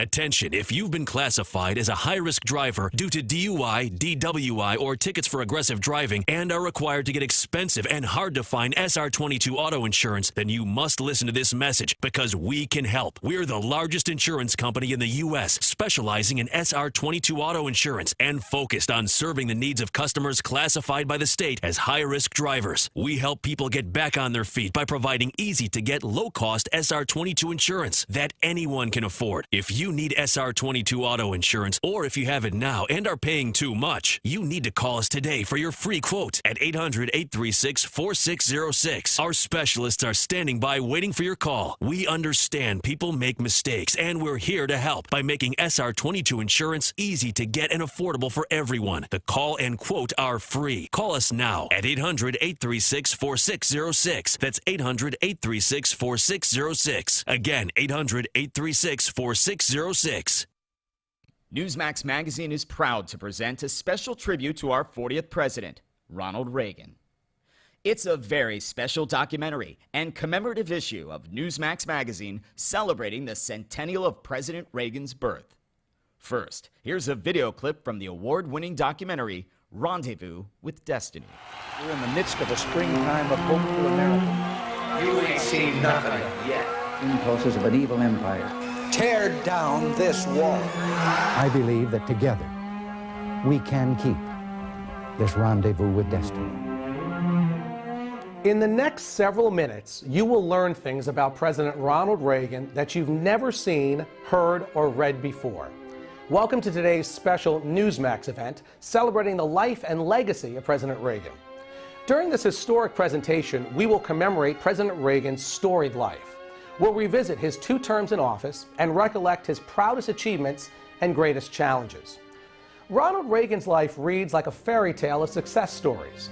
He was an accomplished athlete, an honored veteran, a famous actor, the governor of California, and of course, our nation's 40th president. He called himself a citizen politician and only entered politics when he warned government was gaining too much power. By then he was age 54 with a successful career behind him. Twice elected President of the United States, Ronald Wilson Reagan was a contradiction to some. Once a Democrat, then a Republican. A champion of smaller government whose own government grew. A fiscal conservative who failed to balance the budget. His critics mistook his affability for weakness, but behind the smile and the charm existed an extraordinary leader with unique skills and bold and revolutionary ideas. We only had time to share just a few of the top defining moments in Ronald Reagan's presidency, but you'll get to see them all in Rendezvous with Destiny. By the way, the president's close relationship with the Pope is especially fascinating. We'll also learn how dealing with an alcoholic father helped shape Reagan's ability to negotiate. And if you ever wondered what the leader of the free world likes to get for the holidays, well, you'll find that out as well. So let's review today. In this free offer, we are sending you a copy of Ronald Reagan, Rendezvous with Destiny, and the collector's limited edition of our issue commemorating the 100th anniversary of President Reagan's birth. Right now, when you subscribe to Newsmax Magazine, you can own both the DVD and receive the special Reagan 100th Birthday Commemorative Edition. That's $25 in bonus gifts when you subscribe. Go to newsmax.com/Reagan13 to subscribe today. Join the millions who read Newsmax Magazine every month. Are you ready? 5, 4, 3, 2, 1. Broadcasting live from the Newsmax studios, this is the Steve Malzberg Show. Be a part of the action by calling 855-777-9660. That's 855-777-9660. Or email Steve at malzbergshow@newsmax.com. Here is Steve Malzberg. I always thought there would be black coaches, black heads of universities. Maybe, again, as I said, I'm naive. But the thing that I knew that it would have to be a black president who was approved by the elites and the media, because anybody they didn't agree with, they would take apart. And that will happen with virtually, you pick your person, any black person who says something that is not the prescribed things that they expect from a black person will be picked apart. You can pick anybody, don't pick me, pick anyone who has decided not to go along with it. There's a price to pay. So I always assumed it would be somebody the media had to agree with. Okay, welcome back to the Steve Malzberg Show. That was Clarence Thomas talking about how he always knew there'd be a black president, but it would have to be somebody the elite media agreed with. Now, I was just watching during the break, believe it or not, CNN, Jake Tapper show, discussing this. And Susan Page, I believe, of USA Today, she said, well, if Clarence Thomas thinks that it's always the media candidate that wins, he's wrong. That's not what Clarence Thomas is saying. Are you so stupid that you don't get it, or you're just being intellectually dishonest with yourself and with everybody else? Clarence Thomas said a conservative black will never have the blessing of the media, and they'll tear him apart. They'll tear him, the person, apart like they tore Clarence Thomas apart at his hearings when Joe Biden and Ted Kennedy and the other Democrats on that panel gave him what he called a high-tech lynching. Okay? And you could see it with other blacks. We talked about this last week. We talk about it all the time. Look what they're doing to Ben Carson. Look what they did to Michael Steele. Look what they did to Condoleezza Rice. The list goes on. And Ted Cruz, who's Hispanic, not black, same thing. Listen to this racist statement. Let's set it up. Governor Richardson on ABC's This Week with George Stephanopoulos, talking about Ted Cruz. And guess who's not a fan? It's the Gov, Bill Richardson, formerly governor of New Mexico, former U.S. ambassador, who, according to the lieutenant governor, used to touch her when he sat next to her, and who had on his resume that he was drafted by a professional baseball team when he wasn't.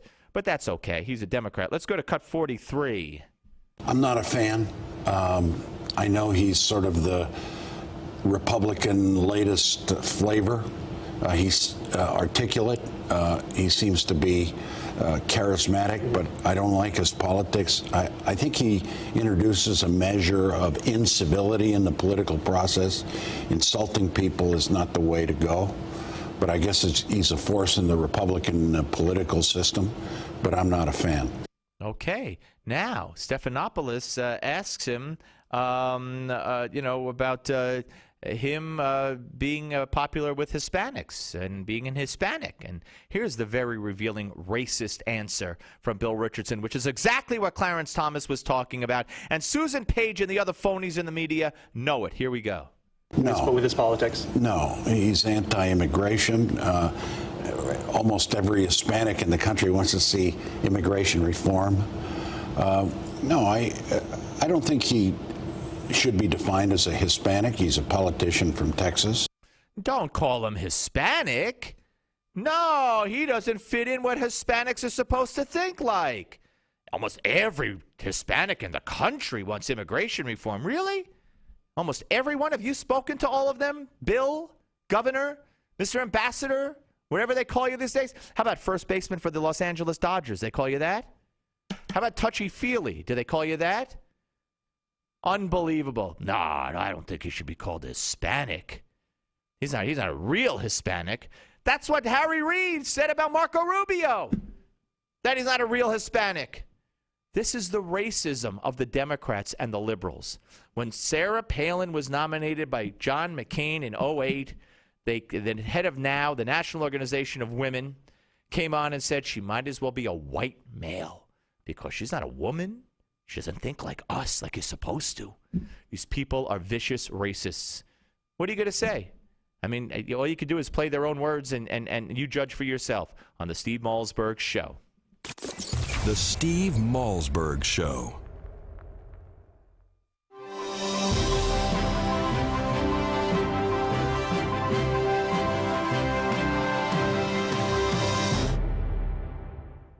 If your prostate is giving you problems and your doc says it's just part of getting older, be wary. Renowned physician and author Dr. David Brownstein thinks this is baloney. He's discovered a link between aging and prostate health and believes prostate concerns do not have to be an inevitable part of aging. That's why he created Prostate Revive. Hi, I'm Dr. David Brownstein. I personally formulated Prostate Revive to include the most essential natural ingredients available to help promote a healthy prostate gland and optimal urinary function. The producers of Dr. Brownstein's Prostate Revive are so thrilled with the positive feedback from satisfied customers that for a limited time, they are willing to send you your first month's supply free. Plus, call now and you'll also receive Dr. Brownstein's special report, A Doctor's Guide to a Healthy Prostate. For details on getting your free bottle, call 1-800-596-REVIVE. That's 1-800-596-REVIVE. Take control with Prostate Revive. Call now while supplies last to claim your risk-free bottle at 1-800-596-REVIVE.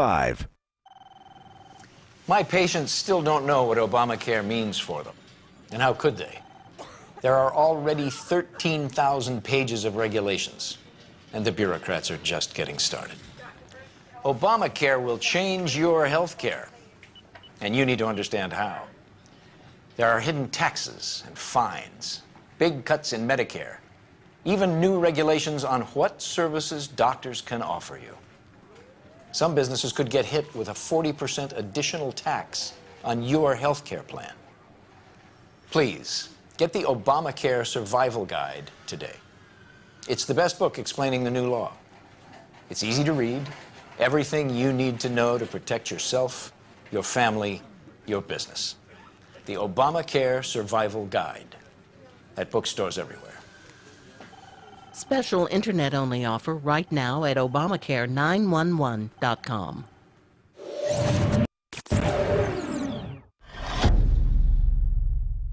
Hello and welcome to your Newsmax Now update. I'm John Bachman. Nearly 8 months after the attack on the U.S. consulate in Libya, a high-ranking U.S. official is sounding the alarm about a possible cover-up.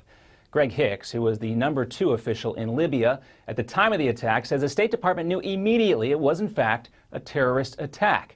I thought it was a terrorist attack from the get-go. I think everybody in the mission thought it was a terrorist attack from the beginning.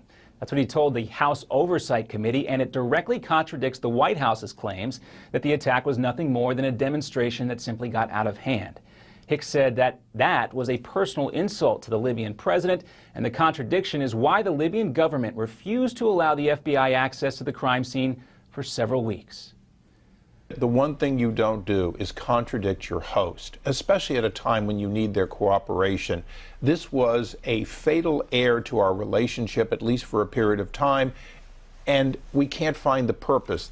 Secretary Clinton should have been above all else, the person who was on the same sheet of music with the Libyan government, and she wasn't. We'll have much more on this later on the Steve Malzberg Show.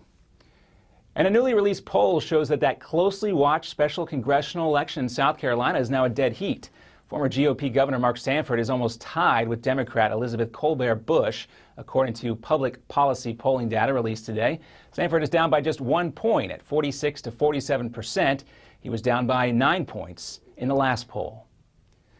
And senators will begin marking up that bipartisan immigration bill this week as opposition and support for reform continues to grow louder. This was in Dallas yesterday on Cinco de Mayo. These demonstrators are pushing for lawmakers to do something. Advocates say the bill would increase border security, modernize the legal immigration system, and provide a long and difficult pathway to citizenship.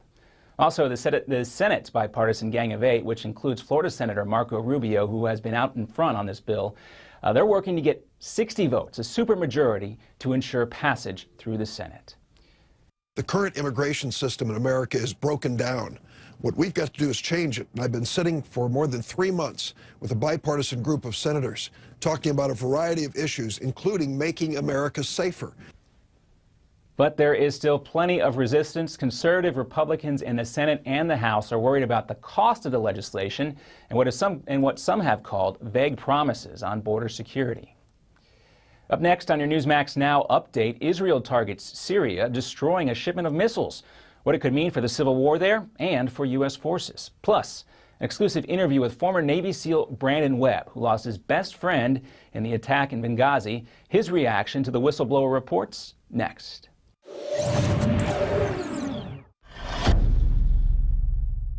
Have you ever wondered how you could make a difference in someone's life? What if you could help hundreds or even thousands of children? Students in the U.S. rank 32nd in world math skills. It's time for our children to catch up. Become an owner of one of the world's fastest growing franchises, Mathnasium. Mathnasium is the leading math-only learning center in the U.S. Imagine helping hundreds, even thousands of students in your community improve in school and raise their self-esteem. Call us at 800-676-5216. 800-676-5216.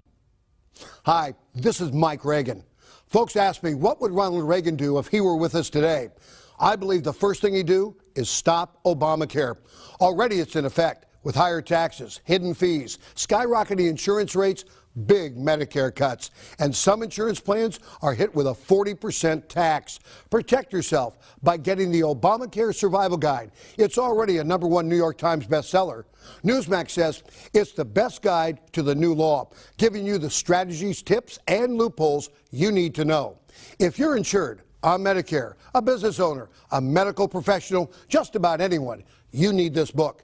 Get the #1 bestseller, The Obamacare Survival Guide, at bookstores everywhere.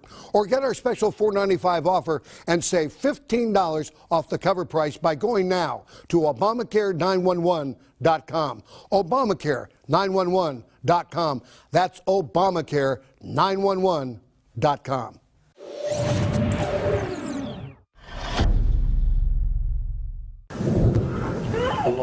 Well, today Israel's fortifying anti-missile defenses along its northern border with Syria and Lebanon in case of retaliation.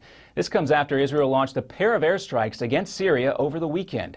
Sources tell the Associated Press that those strikes targeted advanced guided missiles being shipped from Iran through Syria to the Hezbollah terrorist group in Lebanon. The airstrikes have added to fears that the Syrian civil war could destabilize the entire region. And as questions of a possible cover-up continue to linger about the attack on the U.S. consulate in Benghazi, former Navy SEAL Brandon Webb, who lost his best friend in the attack, tells Newsmax TV that it's shameful. No one has been held accountable yet. I really place a lot of fault on the State Department for not having their act together. And we continue to see no accountability at the Department of State. And it's the Undersecretary of Management, Patrick Kennedy. He's in the most powerful position at State. It's his responsibility to make sure those facilities are getting the resources they need. And to see more of our exclusive interviews and for the latest on the Benghazi story, stay with Newsmax.com and The Steve Malzberg Show. This has been your Newsmax Now update for May 6th. I'm John Bachman. Here's The Steve Malzberg Show now in New York.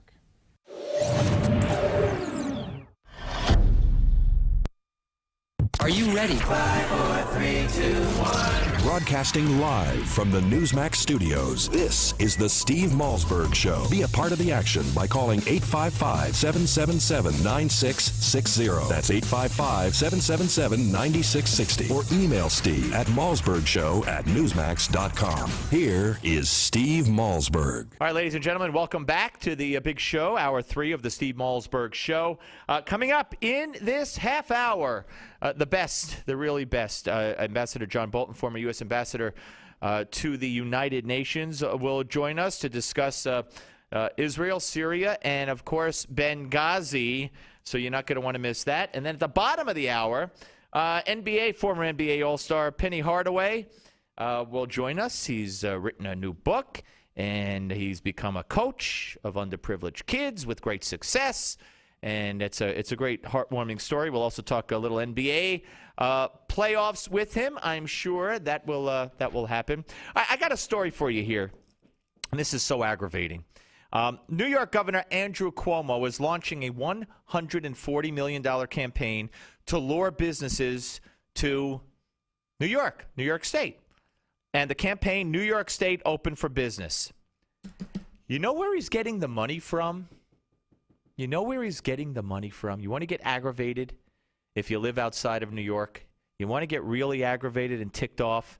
He's getting the money drawn from federal disaster aid received after in the aftermath of Hurricane Sandy. How do you like that? So all this garbage that there was $60 billion worth of damage, blah, blah, blah, blah, blah, and Peter King, Republican, not wanting any Republican, including Marco Rubio or Ted Cruz, who voted against the aid package, to even step foot in New York because they dared to vote against this pork-laden bill. He's using $140 million. $140 million to lure businesses to New York, and the $140 million, much of it is being funded with money drawn from the federal disaster aid received in the aftermath of Hurricane Sandy. Now, several other states have undertaken similar efforts in similar campaigns. They're also using some of the federal aid. The Times, let's see, to California, Illinois, Texas. Have tried to recruit businesses to their state and encourage gun manufacturers to relocate. The Times notes that the state of New Jersey will also use some of its federal aid on a campaign to market the Jersey Shore and other hard-hit areas. You know what? Texas and whatever, they didn't use that money. Obviously, they weren't involved in Sandy. This money was not intended to launch ad campaigns to bring businesses back to devastated areas. It was to rebuild, to help the business owners rebuild, to help the homeowners rebuild, to fix damaged property, that kind of thing. Not to launch ad campaigns. You see, this is what aggravates, I would think, most everybody else in the country, except for these people in New York and New Jersey who are doing this. I don't believe that was the intent of the money at all. And I think it's being abused, and that's why if you had if you needed every penny of that money to give to people, where's the $140 million coming for in New York? Where in the aid did you have extra $140 million to launch this ad campaign? It's nonsense. But it's par for the course. It's what happens, which is why so many people voted against these aid packages, because there's a lot of waste. And this is part of it. Okay. Where was I going to start? Now that yeah. Okay. Barack Obama, well, let's stick to Michelle. Let's cut with 38. Michelle Obama gave an interview to CBS, and she talked about Chicago, kids being shot. You know, there were 500-plus deaths in Chicago last year, gunshot deaths, murders, and a lot of them were kids. Here's cut 38. I spent some time with a group of wonderful kids at Harper High School in Inglewood, a community that has been riddled with violence. And to hear them share their stories of how every day they wake up and they wonder whether they're going to make it to school alive. I mean, every single kid worries about their own death or the death of someone every single day. They told you that? Yes. Every single kid. I love these blanket statements. Every single kid wakes up that has to go to that school and worries about their own death or the death of someone else that they know every single day. All right, let's put that aside for a second, and let's give her that much. And here's what she had to say going on, cut 39. We have millions of kids living in these kind of circumstances, and we as a nation have to embrace these kids and let them know that we hear them, we see them. One kid told me he felt like he lived in a cage because he feels like his community is unseen, unheard, and nobody cares about it. What's our obligation to these kids? We do have one. Our obligation is to take away everybody's guns, handguns especially, obviously, because it's handguns that are being used by these gangs that are killing these kids. So she's not talking about assault rifles or assault weapons, quote unquote. What's our responsibility to these kids? To let them know we care. Take people's guns away. But that won't take the guns out of the hands of the criminal, will it? How about this, Mrs. Obama? How about we lock up the thugs who are shooting the kids? That will accomplish a number of things. It'll keep them off the streets. It'll keep them from killing again. And it'll make these kids feel safer. No, we can't do that. We've heard the police chief of Chicago say there's not enough jail space. Don't have enough jail space, so we let them out. That's the problem. Lock them up, mandatory sentences, and everybody will not only be safer, or not only feel safer, but they'll actually be safer. Exercise. The exercise program was addressed, and the reporter basically says, you know, kid doesn't want to eat his vegetables. He's not going to eat his vegetables no matter what you say, really. Here's cut 40. I mean, I didn't want to eat my vegetables when I grew up, I'm sure. But that's true, but you had to eat your vegetables. I did. Correct? Now, somehow that shifted where all of a sudden we think that kids should have a complete say over what they eat. Kids don't know. So that's one of the reasons why we're trying to educate them so they can help educate their parents. Kids don't know. Remember that. Kids don't know. Imagine kids having a say over what they eat. Imagine that. Let's go to Michelle Obama's hubby, cut number 1 from last week, when he endorsed the 15-year-old age for girls to have over-the-counter a day after birth control pills. Cut 1. No? That's not it? Well, I'll find it because it was worth it. Let's see. The ruling prohibits cut 1. Yeah. So the current ruling is actually, you know, you phrased it as prohibiting. I think you could phrase it as they're now allowing these contraceptions contraceptives to be sold over the counter for 15-year-olds and older. It has not resolved the question of girls younger than 15. There was a court case that came up that is being appealed by the Justice Department. That's a Justice Department decision. My understanding is part of it has to do with the precedent and the way in which the judge handled that case. Okay, he went on to say, and that's my fault, it's not the cut that I had wanted. He went on to say that there's scientific proof, so he's okay with the 15-year-old age limit. So on one hand, you got President Obama in Mexico saying, I'm okay with giving 15-year-old girls the right to go to a drugstore on their own, not telling their parents, and buy a pill to take that will end their pregnancy if they had sex the night before. I have confidence in them to buy the right product, take it the right way, do the right thing by their bodies, treat it the right way, without telling any adult. But when it comes to kids and their vegetables, Michelle Obama says kids don't know. You tell me what's wrong with this picture. Please, I beg you. When we come back, John Bolton will be here on the Steve Malzberg Show. The Steve Malzberg Show. You've heard the allegations on the news, and during the big game, pro football players have been using deer antler velvet to get a competitive edge. Banned at the London Games for its performance-enhancing qualities. Forbidden in major sports leagues for being an unfair advantage to athletes. Deer antler velvet is now in stock and available to try for free for a limited time only. Athletes have been using it for years for increased strength, increased endurance, muscle mass stress reduction, and yes, greatly enhanced libido. Everyone's talking about this miracle substance so powerful, it's being banned by professional sports organizations, but for a limited time, it's being made available to the general public. Best of all, you can try it for free by calling 800-678-5153. That's right, get Superior Velvet for free. If you're looking to boost your performance on the field and between the sheets, get the most powerful, proven product used by athletes for years now for free. Claim your free bottle today by calling 800-678-5153. That's 800-678-5153. Again, 800-678-5153. Hello, my name is Fred Fleitz, and I'm the managing editor of LigNet. You've probably seen our name preceding some of the stories you read on Newsmax or heard LigNet referenced on Fox News, C-SPAN, or CNN. Perhaps you've asked yourself, what is LigNet?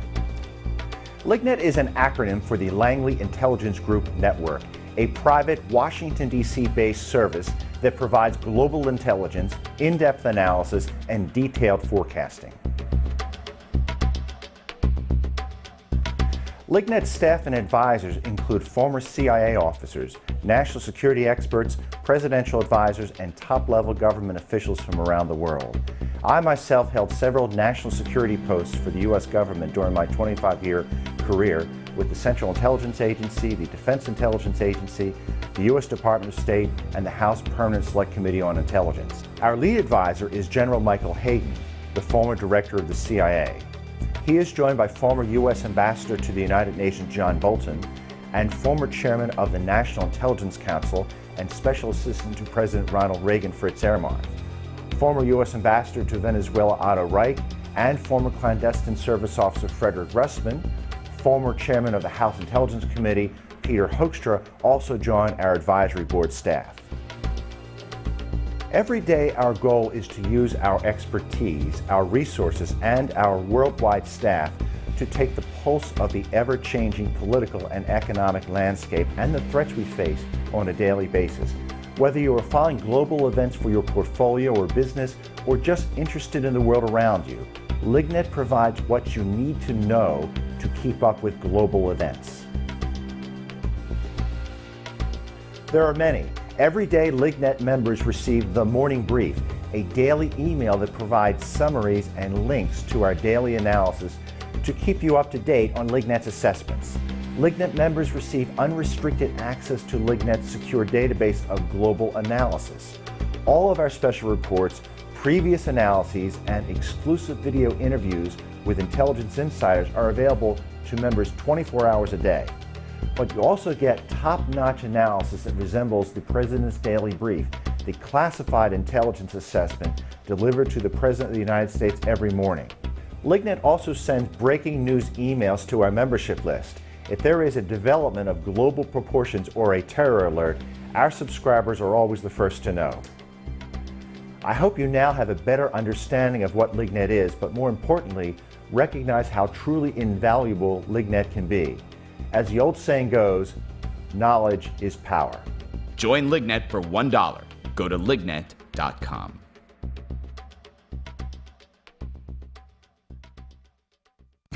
Are you tired of the insanity in talk radio?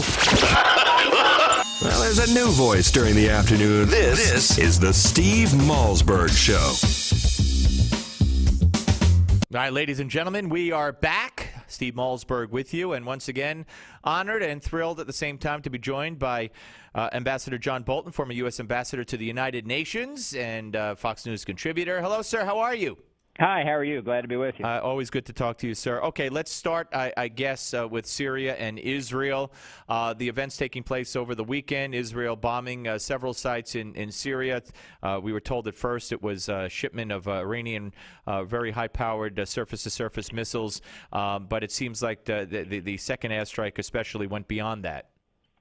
Well, that's what the Syrian government claims, in particular with respect to the second airstrike, that the Israelis attacked buildings in the Damascus area. Obviously, we don't know for sure, but my guess is that the judgment that Israel was making has to do more with preventing Iranian-supplied arms from moving from the Assad regime in Syria to Hezbollah in Lebanon than it does with the civil war inside Syria. I think Israel's very concerned, and properly so, that Iran is continuing to build up Hezbollah's capability, both to threaten Israel generally, but also to have Hezbollah prepared to retaliate against Israeli civilians if Israel goes after Iran's nuclear weapons program. So these are surface-to-surface missiles, at least that was the report, not something the Assad regime is likely to use against the opposition in Syria, but something that could be extremely important for Hezbollah if they were ordered to attack Israel. Now, as far as escalation or retaliation on the part of Syria, I think Syrian television, there was a report that the Assad government had given the green light for Palestinians to launch retaliatory attacks from their own territories or from Gaza, whatever. But it's interesting, at least I think it is, or you're probably not surprised, that with all that's going on in Syria, Assad hasn't said anything himself of any really that's all that inflammatory. Well, I think the Syrians are pretty occupied dealing with the opposition, and what I think is really at work here is that Iran is rebalancing its assets, if you will, among its various clients, the Assad regime in Syria, Hezbollah in Lebanon, and Hamas in the Gaza Strip. I think that the possibility of actual Syrian government retaliation against Israel is pretty remote. We've got very credible reports going back weeks and perhaps even months now that Syrian forces that have been positioned near the Golan Heights for decades have been moved because Assad needs them against the opposition. And I don't think Assad is crazy enough to risk a real Israeli strike against his positions. I think this is rhetoric for his domestic population. He's obviously been shown to be powerless to stop the Israeli Air Force, and I think that's significant that they penetrated Syrian government air defenses as easily as they seem to have. But in terms of an actual Syrian response, I don't see it. And I would just say after early reports that Prime Minister Netanyahu on Sunday had canceled his scheduled visit to China, he has apparently gone to China, which is some indication that at the top of the Israeli government, they don't expect too much more follow-on here. They did whatever they wanted to do in those two airstrikes, and they don't expect further development. Right. No crisis. Okay, we're talking to Ambassador John Bolton here on the Steve Malzberg Show. Let's move to Benghazi. Wednesday is going to be a very interesting day in the Senate, the Congressional Hearing Room, the Congressional Oversight Committee, Darrell Iss's committee. We have the whistleblowers coming forward. We've gotten some, inkling of what they're going to talk about. What do you expect will be the result of all this? Where will the buck stop, if you will? Well, this could be a hinge point for the Obama administration. I think it's that serious for them. The three witnesses that have been identified are not bystanders. These are not people who are going to report on hearsay, somebody in Tripoli told somebody that they heard from. These are people who were directly involved in different capacities before, during, and after the attack. And what we've seen leaked already from interviews that the committee staff has already done is devastating. And I might say that's the way you have to do this kind of investigation. The idea that you bring witnesses up to Congress without having basically taken their deposition beforehand and expect to get anything out of them is just something from the motion pictures. That's how Hillary Clinton escaped any accountability or responsibility during her hearings on Benghazi right before she stepped down as Secretary of State.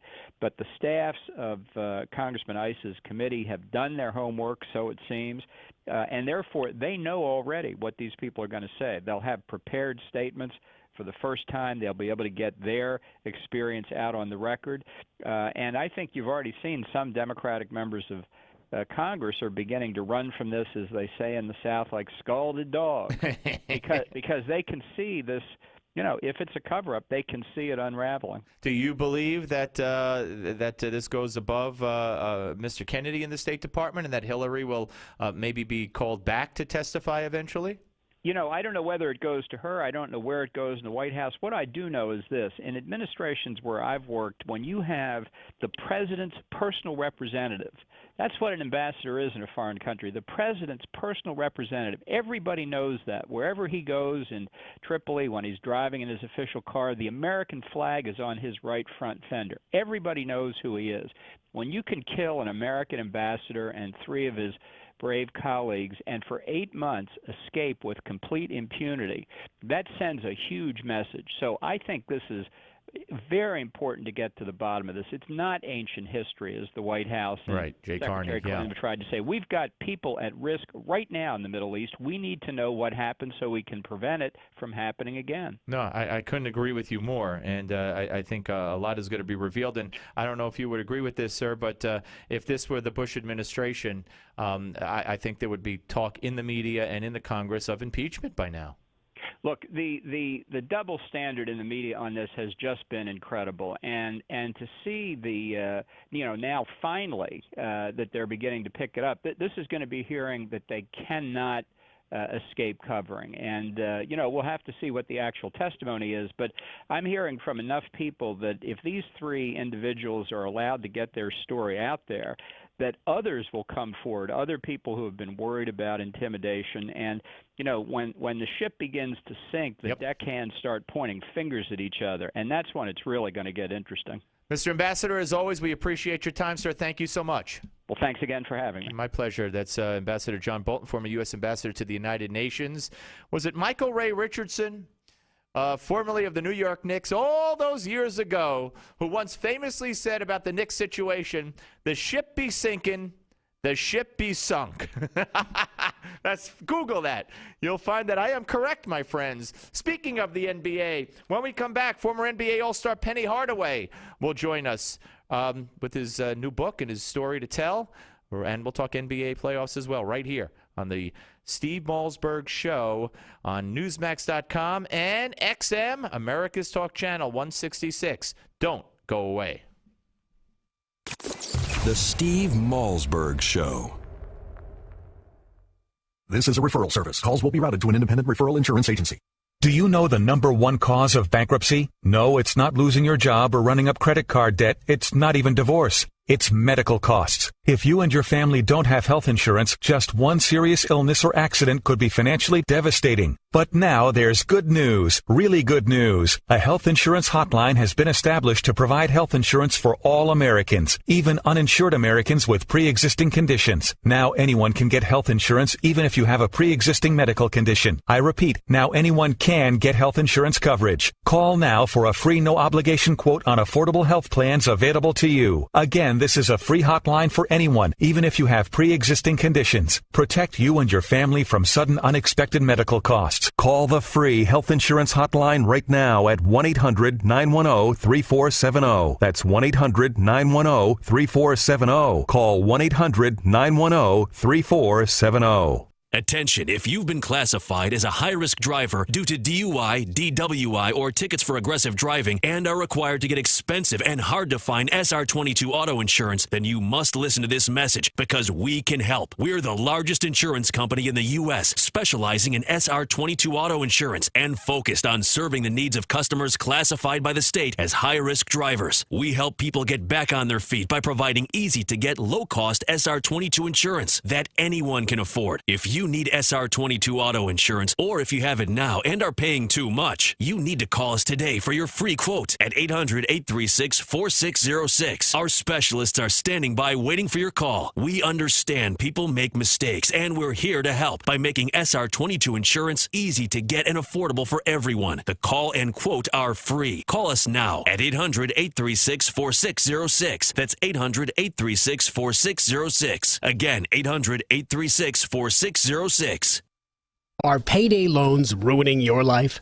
If you have 2 or more payday loan cash advances, listen closely. You may be eligible for a program that payday loan companies don't want you to know about. This program will get payday loan companies out of your bank account and put an end to the payday loan nightmare. Call for free information and find out if Payday Loan Support Center is right for you. Payday loan companies usually trap you into paying rates as high as 700%. We understand payday lenders' tactics. Don't let them take advantage of you anymore. All you need is 2 or more payday loans to qualify. We can help even if you're behind in collections or have bad credit. Internet payday loans qualify for this program as well. So call 800-250-5084. That's 800-250-5084. The call is free and the consultation is free. Don't miss out. Call for your free information on payday loan relief. 800-250-5084. That's 800-250-5084. Again, 800-250-5084.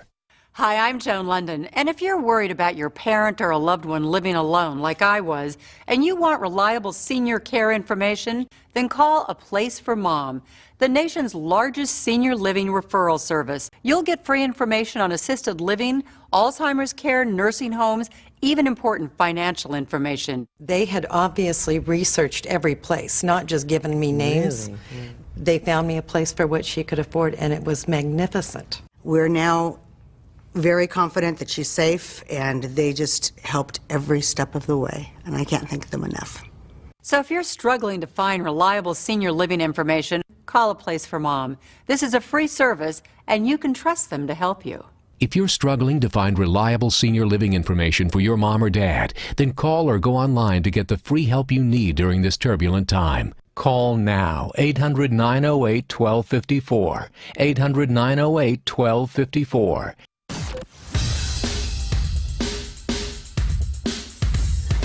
This is not your typical Screamfest talk show. No. This is the next generation of talk radio. Here is Steve Malzberg.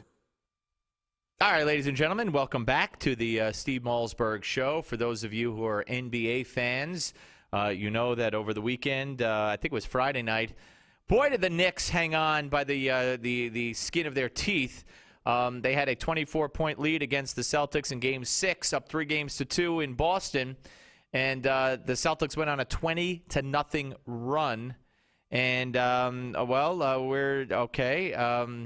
And his are they 2 separate numbers? Is that it? Yeah, okay.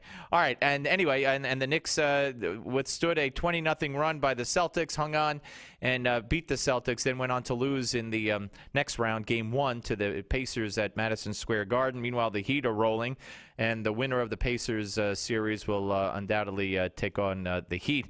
We're going to be joined momentarily by Anthony Hardaway, who you know is Penny Hardaway for the most part, and he played with Orlando and Phoenix and the Knicks and the Heat from 93 to 07. And do we have Anthony on the phone right now? I know we have the co-author. He has a new book out. It's called On These Courts, and it's co-authored by Wayne Drash, and it's a great story of after retirement how Penny Hardaway returned to the rough, tough streets in Memphis where he grew up. And by a twist of fate, a very sad twist of fate, one of his good friends who was diagnosed with colon cancer approached him needing someone to replace him as head coach of the Leicester Middle School basketball team in the very same dangerous neighborhood where Penny had grown up. And Penny Hardaway took on this challenge. And we do have Wayne Drash on the line, who is the co-author of the book. Hey, Wayne, how are you? I'm doing great. What about you? I'm good. Good, thank you, sir. Well, we're looking for, we're trying to get Penny. In the meantime, this sounds like a great story. Something that you don't think of a former NBA player, going back into the community upon retirement and doing this kind of hands-on work in basically the same, rough and tough neighborhood where he grew up in. That's correct. This is one of those inspiring stories. This is, and it's not just any NBA player. There in the mid-1990s, he was the face of Nike after Michael Jordan. We all recognized him by the Spike Lee produced Lil Penny commercials, and we so often hear bad things happening, especially to NBA players, that they blow all their money or that they get locked up for whatever reason. But in this case, Penny, he maintained all his wealth. He made over $200 million over the years from playing as well as endorsements. And he maintained that money. And he goes back. His friend, as you said, was diagnosed with colon cancer. And he tells Penny, hey, I could really use some help here. The chemo treatments are making them very difficult. And Penny originally thought he was just going over there for a day to help them shoot against zone defenses. Penny fell in love with the team. Desmond, who was his longtime boyhood friend, Penny eventually takes over the full head coaching duties. Desmond at his side as the assistant. These kids, I've met all of them. They're unbelievable circumstances. Every one of them live below poverty. 9 of the 12 don't have fathers in their lives. Many of them don't even have mothers in their lives. They're facing gang pressures. Their dad, at least a couple of them, have fathers in prisons, in the crime-ridden streets of Memphis. And Penny goes in, and not only does he coach them, he takes them out to dinner. He takes them to Macy's to buy good clothes so that at homecoming they're dressed properly and that they can have pride in themselves. Many people don't know this, but Penny still has his Nike brand, his shoe brand, and he would outfit the whole team. Basically, he would get new shoes for them for every single game. He would outfit them with the latest LeBrons. He would outfit them with the latest Kobe's, Chris Bosh. Penny's brand is foam posits. On the street, a specially designed foam posit can go for $1,000, if not $1,500. Which, by the way, is totally insane. It is. I mean, I never understood that in my life. I just don't get that. It is crazy. And so one game, if I believe is for the homecoming game, they had them dressed out, and they started them in Kobe's, and at halftime they'd had specially designed foam posits just for the kids, and so at halftime they busted out and came out in these new foam posits, and the crowd. And the not the best part of the story. I guess the best part is the story is that he's doing what he's doing and did what he did and took care of these kids, but they actually won. Yes, and all their grades go up. The neighborhood gangs strike up a truce not to prey on them. They go to the championship game, West Tennessee championship game. They're getting blown out the door, and with 3 minutes left, they're down by about 15 or so. Penny called a timeout, asked them to give them all they had. He was thinking just to at least have some pride in themselves. He was thinking he'd like to lace them up and get back in there. Yes, exactly. And all of a sudden, they come out of the huddle. They start raining down threes, and ultimately they won the state title. That's amazing. By a single point, the very number that defined Penny in his career. And he had always been dogged by the haters that he could never win the big game. He didn't win a state title in high school. He didn't win in college. Yep. And so his first crown is with these kids, and it's an amazing thing to. He was on the 1996 gold medal team.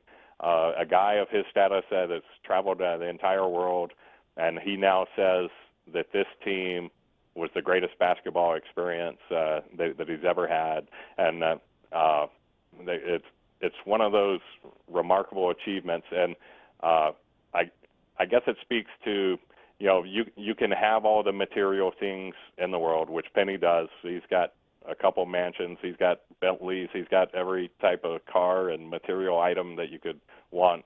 But if you don't find some sort of larger meaning in life, then all that stuff is meaningless. Well, no, I got to tell you, I got to be perfectly honest with you. It's very unusual for me to put on an author with a star who writes a book, but I acquiesced, and I'm very disappointed that he didn't show up. We tried reaching him at the assigned number, and I don't know who we talked to, but the message I got was he'll try to call back, but I guess he's not going to. I had a lot of things I wanted to ask him, not only about the book, but about Jason Collins and about the NBA playoffs and what the Knicks did dressing in all black before they played the Celtics. I mean, I thought it'd be very interesting. But I am glad that I did talk to you because you told the story well, and I think it makes for a real interesting book, which I look forward to reading. But to tell him how disappointed we were when you talked to him that he didn't keep his end of the bargain up and come on. Okay. All right, but good luck with the book, Wayne. Appreciate it. Okay, I appreciate it. All right, thank you. Bye-bye. That's Wayne Drash, ladies and gentlemen. And I never what I thought I would do. And he's a nice guy. He's a nice guy, well-spoken. I have no problem with him. I never book if an athlete writes a book or a famous person writes a book, I never put on the guy they wrote it with. Sometimes I'll have a lawyer on with a guy who he can't say too much because he's going to testify or whatever. All right, so I acquiesced and figured, all right, I'll do most of the talking to Penny. I'll let the lawyer chime in once in a while. Okay. And I was hesitant to go to the lawyer. To go to the co-author here. He was ready, and they told me they were getting. It's nobody's fault here. It's Penny's fault. But I was under the impression that I thought Penny was on the phone and they were getting him. So I said, okay, let's go to the co-author first. And I made the best of a bad situation. But I really was looking forward to asking Penny, and not only about the story that was so well told by Wayne Drash, but also, like I said, about his feelings on Collins coming out and on the playoffs so far and the Heat and the Knicks and this and that. But that ain't going to happen, as they say. Ooh, he said ain't. That's not good. Well, you know what? I did say it. But no, you want to hear an interesting story? You know how Anthony, about First for what? He's coming on? He's not going to call in. You're too trusting in people. Don't be trusting in people. We may have even been set up that he never intended to come on. But did you speak to him, actually? No, I didn't think so. You know how Anthony, his name is spelled Anfernee, Anthony. Now, you know why? I'll tell you why. Because the way he got the name Anthony was his mom couldn't say Anthony, and the doctor wrote down Anthony. I knew that was the story, and I've reconfirmed it here by looking at myhero.com and the Anthony Hardaway by Ben Milch. So if it's wrong, it's his fault. But I knew I heard that years ago, and probably everybody knows that, but I'm a little fascinated by it. And his mother had to work long hours, so he was raised by his grandmother until high school. He got the nickname Penny from his grandmother because she said he looked like a penny. All right, so there you go. What can I tell you? He looked like a penny. Okay, he looked like a penny when she looked down at him playing on the floor. So that's it. That's how he looked like a penny. I don't know what that means exactly, but that's it. Anthony is because the mother couldn't say Anthony. He should have been Anthony Hardaway, not Anthony. That's a little tidbit. All right, but I apologize to you folks. Even though I think it was a good interview, it's a good story. I would never have done the co-author without knowing I had Hardaway, and they played me. They played me like a classic fiddle on the Steve Malzberg Show. The Steve Malzberg Show. Are payday loans ruining your life?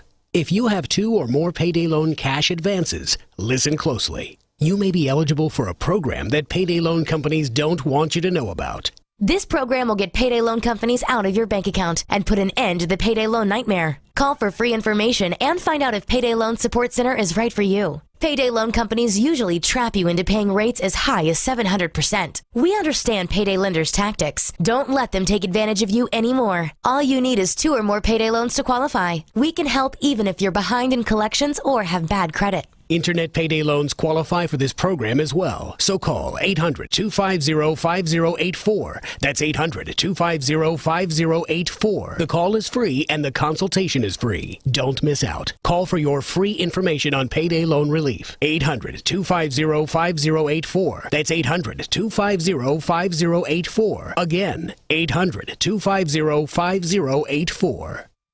If you or someone you love is struggling with addiction to alcohol or drugs, then you must listen to this message because there is hope. No matter what addiction you or your loved one is coping with, you are just one phone call away from real help. Recovery Hotline makes the healing process simple and affordable by matching people to fully certified and experienced inpatient facilities that are right for their personal situations. Call 800-668-1286 now. Don't wait another day. Money does not have to be an issue. Most insurance is accepted. Just call 800-668-1286 today. Recovery Hotline's mission is to help you or someone you love begin the healing process and get back a healthy and sober life. And we can even help with family interventions and travel arrangements. One phone call is all it takes to get back the life you or your loved one deserves. The call is free. The help is real. Call 800-668-1286. That's 800-668-1286. 800-668-1286. Again, 800-668-1286.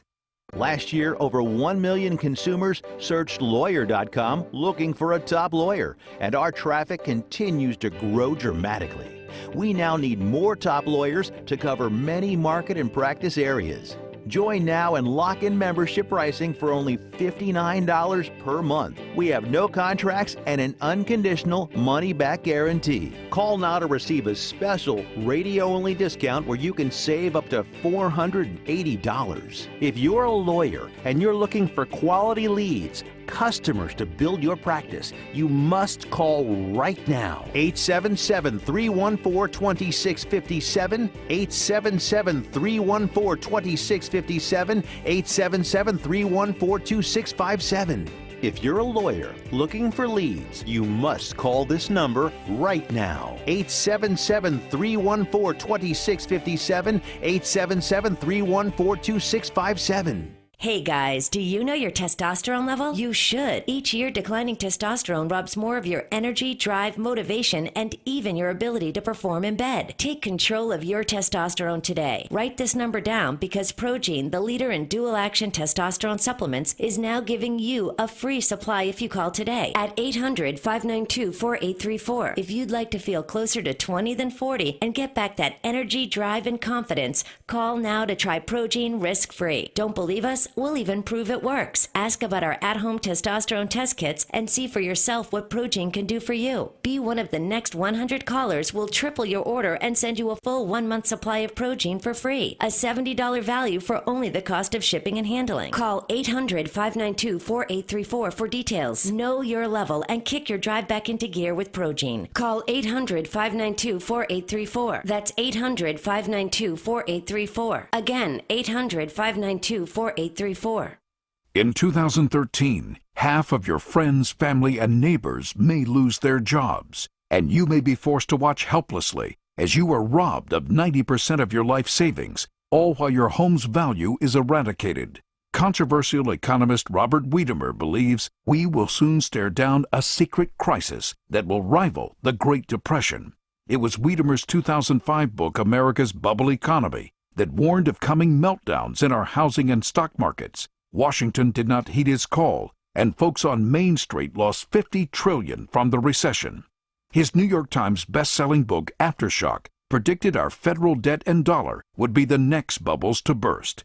And now Robert Wiedemer has released a startling video with shocking evidence the powers that be have tried to ban. But that hasn't stopped 50 million people from getting the truth. Join us at Aftershock2013.com. Aftershock2013.com.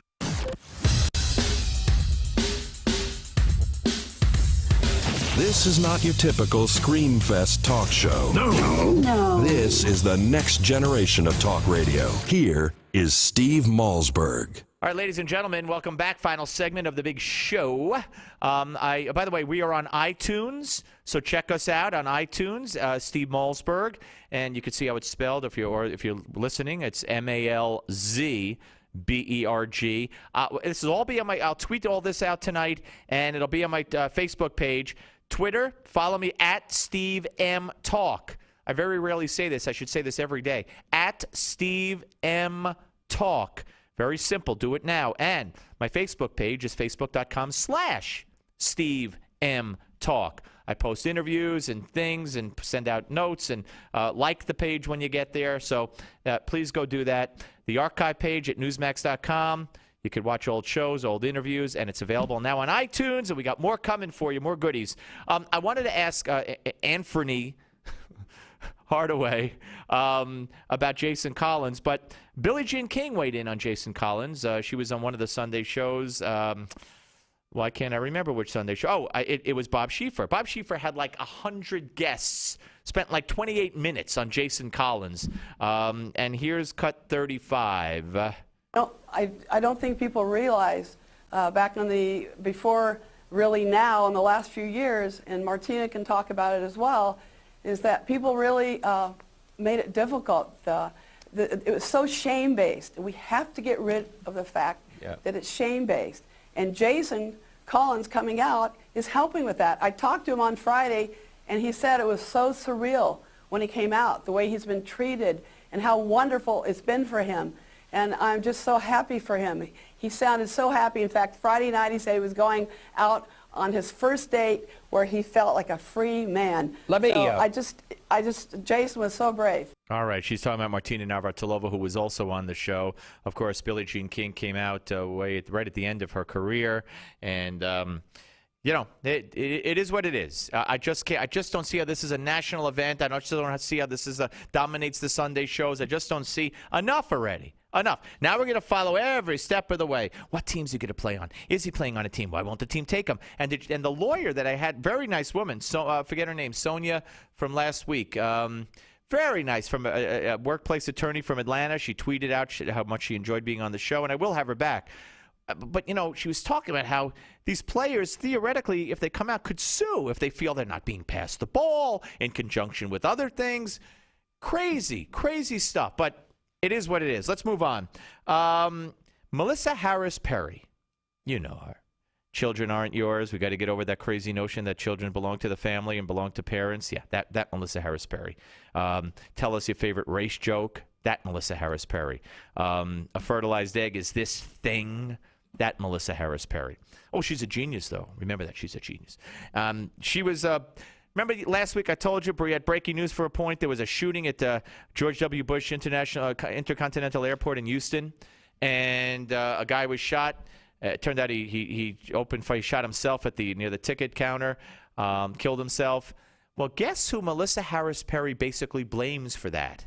Let's go to cut number 19, ladies and gentlemen. We begin tonight in Texas, where this afternoon at the Bush Intercontinental Airport in Houston, in Terminal B, near the ticket counter, a man allegedly fired a gun right there in the airport. He shot up in the ceiling and no one was injured. But when security personnel confronted him, the gentleman shot himself, and the man was pronounced dead at a local hospital. So police say the incident was an isolated one. There's no search for additional suspects or anything like that. And again, no one else was injured, but it was still very scary for the people in the airport. One witness told the Associated Press there was screaming when the shots were fired. That was Houston today. That was Houston today. Now you ready for cut number 20? Here it comes.